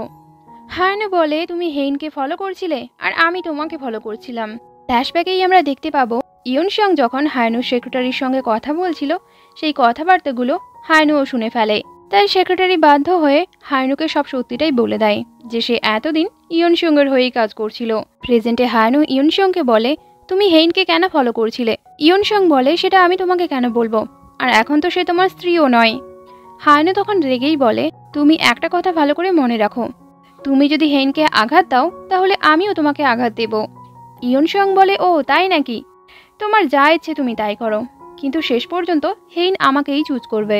এটা বলেই যখন ইয়নসং চলে যাচ্ছিল তখনই ওর হাতের ঘড়িটা হায়নু দেখতে পায়। পরের দিন থেকেই ইয়নসং তার পরবর্তী প্ল্যান শুরু করে দেয়। সুচিওল যখন সেদিন সবাইকে নিয়ে মিটিংয়ে বসেছিল তখনই একজন শেয়ার হোল্ডার বলে ওঠে, চেয়ারম্যানের ফিনান্সিয়াল ডিপার্টমেন্টের হেডকে ইন্টারোগেশনের জন্য ডাকা হয়েছে, কিন্তু সেই ব্যাপারে তুমি আমাদেরকে কিছু জানাওনি কেন? এই ব্যাপারে আমার লিগ্যাল অ্যাডভাইসার যদি আমাকে না জানাতো তাহলে তো আমি কিছুই জানতে পারতাম না। সুচিওল বলে, আপনার লিগ্যাল অ্যাডভাইসার? তখনই ওর মনে পড়ে এই লোকটির লিগ্যাল অ্যাডভাইসার আসলে ওদের রাইভাল কোম্পানির ল ফার্মে কাজ করে। তখন সুচিওলের এটা বিশ্বাস হয়ে যায় এসব কিছু নিশ্চয়ই হায়নুই করিয়েছে। এটাই তো ইয়নসং চাইছিল, যাতে সবাই হায়নুকে সন্দেহ করে। ইয়নসং সুচিওলকে বলে, আমি তো তোমাকে আগেই বলেছিলাম এইসব কিছু হায়নুর কাজ। হায়নু এসব কিছু অনেক দিন থেকেই প্ল্যানিং করে করছে। সব কিছু শুনে সুচিওল অনেকটাই টেনশনে পড়ে যায়। তখন ইয়নসং বলে, টেনশন নিচ্ছ কেন, আমি একাই এই প্রজেক্টে 1.9 ট্রিলিয়ন টাকার ইনভেস্ট করে দেব। যেটা শুনে সুচিওল খুশি হয়ে যায়। এদিকে এই কথাটা হায়নুও জানতে পারে এবং জানার পরেই সে ভাবে ইয়নসং নিশ্চয়ই কিছু একটা প্ল্যানিং করছে, তাহলে সে এমনি এমনি এতগুলো টাকা কেন ইনভেস্ট করবে। ইয়নসং সেদিন নতুন কন্ট্রাক্ট পেপার নিয়ে চেয়ারম্যানের কাছে পৌঁছে যায়। চেয়ারম্যান যখন সাইন করতে যাচ্ছিল তখনই সেখানে হায়নু পৌঁছে যায় এবং সে চেয়ারম্যানকে বলে, তুমি এটাই সাইন করো না, তুমি যদি এটাই সাইন করে দাও আর তারপরে যদি কোনো কারণে এই প্রজেক্টটা বন্ধ হয়ে যায় তাহলে তোমার নামে যত শেয়ার আছে সেগুলো ইয়নসং এর কাছে চলে যাবে। তখন চেয়ারম্যান ওকে বলে, আমি সবাইকে 3টে সুযোগ দিই, কিন্তু সেই 3টে সুযোগের সবকটাই তুমি নষ্ট করে ফেলেছ। প্রথমে হেইনকে ডিভোর্স পেপার পাঠিয়ে, দ্বিতীয়ত আমার রুমে ট্রান্সমিটার লাগিয়ে, আর তৃতীয়ত আমাদের রাইভালস কোম্পানিতে যোগ দিয়ে। তাই তোমার কথা আমি তো শুনবো না, আর তুমি এখনই আমার অফিস থেকে বেরিয়ে যাও। ওখান থেকে বেরিয়ে হায়নু যখন নিজের অফিসেই যাচ্ছিল সে দেখে তার এক শেষ কাজ করছে না। ঠিক তখনই ওর কাছে সিকিউরিটি গার্ডরা চলে আসে এবং ওকে অফিস থেকে বেরিয়ে যেতে বলে, কিন্তু ওদের কিছু করার আগেই ওখানে হেইন চলে আসে এবং সে সিকিউরিটি গার্ডদেরকে ওখান থেকে সরিয়ে দেয়। ওরা দুজন যখন লিফটেই ছিল তখনই হেইন হায়নুকে বলে, তুমি কি এইভাবেই চেয়ারম্যানকে তোমাকে অফিস থেকে বের করে দিতে দেবে? এর থেকে বরং তুমি একটা কাজ করো, তোমাকে অফিস থেকে বের করার পরিবর্তে তুমি চেয়ারম্যানের কাছ থেকে কিছু চেয়ে নাও। হায়নু বলে, উনি এভাবেই আমাকে অফিস থেকে বের করে দিতে পারবেন না। হ্যাঁ, হয়তো উনি আমাকে ডাইরেক্টরের পদ থেকে সরিয়ে দিতে পারেন, কিন্তু আমি একজন টিম ম্যানেজার আর কোনো লিগ্যাল রিজন ছাড়া আমাকে অফিস থেকে বের করানো সম্ভব নয়। কিন্তু আমি একদম শিওর ওনার কাছে আমার বিরুদ্ধে কোনো লিগ্যাল প্রমাণ নেই। এটা শুনে হেইন বলে, কিন্তু তুমি এখানে কেন থাকতে চাও? তুমি তো আমাকে ডিভোর্স দেওয়ার জন্য মরে যাচ্ছিলে, আর এখন যখন ডিভোর্স হয়ে গেছে তুমি এখানে কেন পড়ে আছো? হায়নু বলে, কারণ আমি এখানে থাকতে চাই, কিন্তু তোমার জন্য থাকতে চাই এই কথাটা সে বলতে পারেনি। এটা হায়নু না বলতে পারলেও হেইন ঠিক বুঝেই যায়। সেই দিন রাতেই আন্টি বমজা হায়নুর সঙ্গে কথা বলতে আসে, যেখানে সে শিওলহির ব্যাপারে সব সত্যিটাই হায়নুকে জানিয়ে দেয় যে শিওলহির আসল নাম সুনহিয়ং। শিওলহি যখন জেলে গেছিল তখন তার একটা বাচ্চাও হয়েছিল এবং আমি আমার প্রাইভেট ডিটেকটিভ দিয়ে খোঁজ নিয়ে দেখেছি সেই বাচ্চাটা আসলে ইয়নসিয়ং, কিন্তু তাদের বিরুদ্ধে কোনো প্রমাণ আমি জোগাড় করতেই পারছি না। কথাগুলো শুনে হায়নু অনেকটাই শকড হয়ে যায়। তারপর সে আন্টি বমজাকে বলে, এটা একটা খুব বড় ব্যাপার এবং এটা প্রমাণ করার জন্য আমাদেরকে ডিএনএ টেস্ট করতে হবে। এদিকে চেয়ারম্যানের বার্থডের দিন সে তার পাওয়ার অফ অ্যাটর্নি শিওলহিকে করে দেয় এবং সে শিওলহিকে বলে, এটা আমার তরফ থেকে তোমাকে আমার বার্থডে গিফট। আর এই পাওয়ার অফ অ্যাটর্নি দিয়ে শিওলহি চেয়ারম্যানের জন্য যে কোনো ডিসিশন নিতে পারে, সেটা তার কোম্পানির ব্যাপারে হোক বা তার মেডিকেল কন্ডিশনের ব্যাপারে। তারপরের সিনেই আমরা দেখতে পাবো সবাই যখন চেয়ারম্যানের বার্থডে সেলিব্রেশনে ব্যস্ত ছিল তখনই চেয়ারম্যানের সেই সেক্রেটারি গ্রেস বাড়ির সমস্ত সিসিটিভি ক্যামেরাই বন্ধ করে দেয়। তখনই বাড়ির পেছনে একটা ভ্যান আসে এবং সেই ভ্যানে অনেক কিছু জিনিসপত্র উঠিয়ে দেওয়া হয়, তারপর ভ্যানটা চলেও যায়। এদিকে আমরা দাহিকে দেখবো যে তার সমস্ত জিনিসপত্র প্যাকিং করে নেয়, ফোনটাকে সুইচ অফ করে ডাস্টবিনে ফেলে দেয়, তারপর তার ছোট্ট ছেলেটাকে নিয়ে প্লেনে উঠে যায়। আন্টি বমজা এবং হায়নু তখন ডিএনএ টেস্টের রেজাল্টের অপেক্ষা করছিল। রেজাল্ট থেকে ওরা জানতে পারে শিওলহি এবং ইয়নশিয়ং সত্যিই মা এবং ছেলে, কারণ ওদের ডিএনএ 99% ম্যাচ করেছে। পার্টির পর শিওলহি এবং চেয়ারম্যান গো খেলছিল। তখনই বারবার করে বমজা চেয়ারম্যানকে ফোন করে যাচ্ছিল, কিন্তু চেয়ারম্যান ফোনটা কেটে দিয়েছিল। এক পর্যায়ে বিরক্ত হয়ে চেয়ারম্যান ফোনটা রিসিভ করে। ফোনে তখন হায়নু কথা বলছিল এবং সে চেয়ারম্যানকে বলে, আপনি যদি শিওলহির সামনে থেকে থাকেন তাহলে শুধুমাত্র আমার কথাগুলো মন দিয়ে শুনুন। আমি শিওলহি এবং ইয়নশিয়ংয়ের ডিএনএ টেস্ট করিয়েছিলাম, যাতে 99% ম্যাচ এসেছে। তার মানেটা নিশ্চয়ই আপনি বুঝতে পেরেছেন। আমি এটাও খোঁজ নিয়েছি, ইয়নশিয়ং অনেকদিন আগে থেকেই কুইন্স গ্রুপের শেয়ার হোল্ডারদের কাছ থেকে শেয়ারগুলো কিনে রেখেছে। তার হাতে এখন কুইন্স গ্রুপের 9.6% শেয়ার আছে। তাই আমি আপনাকে বলছি, আপনি ইয়নশিয়ংয়ের সঙ্গে যে কন্ট্রাক্টটা সাইন করে রেখেছেন সেটা ক্যান্সেল করে ফেলুন, না হলে এই প্রজেক্টে সমস্যা করে ইয়নশিয়ং আপনার শেয়ারগুলোকেও নিজের হাতে করে নেবে। কিন্তু আমরা দেখতে পাবো চেয়ারম্যান কথাগুলো শুনতে শুনতেই অসুস্থ হয়ে পড়ে। আসলে এই গো বিশেষগুলোর মধ্যে শিওলহি আগে থেকে ড্রাগ মিশিয়ে রেখেছিল, যেগুলো নিয়ে খেলার পর চেয়ারম্যান তার নাকে হাত দিচ্ছিল, আর তাই তো নাকের মধ্য দিয়ে ড্রাগটা শরীরে ঢুকে গেছে এবং যেটা কাজ করাও শুরু করে দিয়েছে। চেয়ারম্যান পুরোপুরি প্যারালাইজড হওয়ার আগে শিওলহি আরও একটা পেপারে তার হাতের ছাপ নিয়ে নেয়, আর এইভাবে সে চেয়ারম্যানের লিগ্যাল গার্ডিয়ানও হয়ে যায়। যার মানেটা হলো এরপর যখন চেয়ারম্যান কোমায় চলে যাবে, একমাত্র শিওলহির হাতে এই পাওয়ারটা থাকবে সে চেয়ারম্যানকে বাঁচিয়ে তুলতে চায় নাকি জীবন থেকে মুক্তি দিতে চায়। তারপর শিওলহি চেয়ারম্যানকে হসপিটালে ভর্তি করে।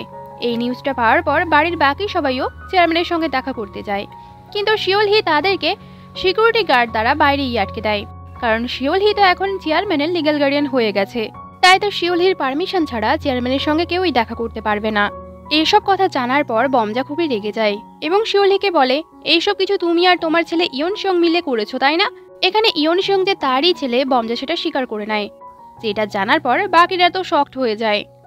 এদিকে চেয়ারম্যান অসুস্থ হয়ে যাওয়ার পর ইয়নশিয়ং এই প্রজেক্টটাকে বন্ধ করে দেয়, যার ফলে চেয়ারম্যানের হাতের 6.7% শেয়ারও ইয়নশিয়ংয়ের হাতে চলে যায়। এইভাবেই ইয়নশিয়ংয়ের কাছে কুইন্স গ্রুপের 31% শেয়ার চলে আসে এবং সে কুইন্স গ্রুপের দ্বিতীয় বড় শেয়ার হোল্ডার হয়ে যায়। শিওলহির কাছে পাওয়ার অফ অ্যাটর্নি থাকায় ইয়নশিয়ং একটা ইমার্জেন্সি শেয়ার হোল্ডার মিটিং ডাকে, যেখানে সে কুইন্স ফ্যামিলিকেই কুইন গ্রুপ থেকে সরানোর কথা বলে। আর এখানে প্রায় 70% লোকই তাকে ভোট দেয়, কারণ ইয়নশিয়ং আগেই চেয়ারম্যানের ফিনান্সিয়াল ডিপার্টমেন্টের হেড যে টাকা সরিয়েছিল সেটা সবাইকে জানিয়ে দেয়। তাছাড়াও সুচিওল যে রিসোর্ট প্রজেক্টে গড়বড় করেছিল সেই ব্যাপারেও সবাই সবটা জানতো। তাই এইভাবে কুইন ফ্যামিলিকে কুইন গ্রুপস থেকেই সরিয়ে দেওয়া হয়। শুধু এটুকুই নয়, ফিনান্সিয়াল ডিপার্টমেন্ট থেকে টাকা সরানোর দায়ে কুইন ফ্যামিলির উপর ইনভেস্টিগেশনও চলছিল, কিন্তু কুইন পরিবারের কেউই না বাড়িতে ছিল না কোম্পানিতে। তারা কোথায় ছিল সেই ব্যাপারে কেউই জানতো না। এরপরে আমাদেরকে কিছুদিন পরের ঘটনা দেখানো হয়, যেখানে হায়নুর পরিবারের সবাই ওর ব্যাপারে খুবই চিন্তা করছিল। তখনই ওরা দেখে ওদের বাড়ির সামনে একটা গাড়ি এসে দাঁড়িয়েছে। গাড়ি থেকে হায়নু বেরিয়েছে। ওকে দেখে ওর বাড়ির সবাই ওর সঙ্গে কথা বলার জন্য এগিয়ে যায়। ওকে দেখে মিশুন বলে ওঠে, ভালোই হয়েছে ওই পাগল ফ্যামিলিটা শেষ হয়ে গেছে। ওরা তোমার সঙ্গে যা কিছু করেছে তারই শাস্তি ওরা পাচ্ছে। তুমি এখন ওইসব কথা ভুলে যাও আর সেই চালাক শিয়ালের কথা ভুলে নিজের জীবন নতুন করে শুরু করো। ওর কথাটা বলা শেষ হলেই গাড়ি থেকে হেইন নেমে আসে এবং বলে ওই চালাক শিয়ালও এখানে চলে এসছে। ওকে দেখে সবাই অবাক হয়ে যায়। তারপরেই আমরা দেখবো হেইন শুধু একা নয়, গাড়ি থেকে পরপর করে ওর পরিবারের বাকি লোকেরাও নেমে আসছে, যেটা দেখে হায়নুর পরিবার তো শকড থেকে যায়। আজকের পর্ব এই পর্যন্তই, দেখা হচ্ছে পরের পর্ব নিয়ে। Thank you.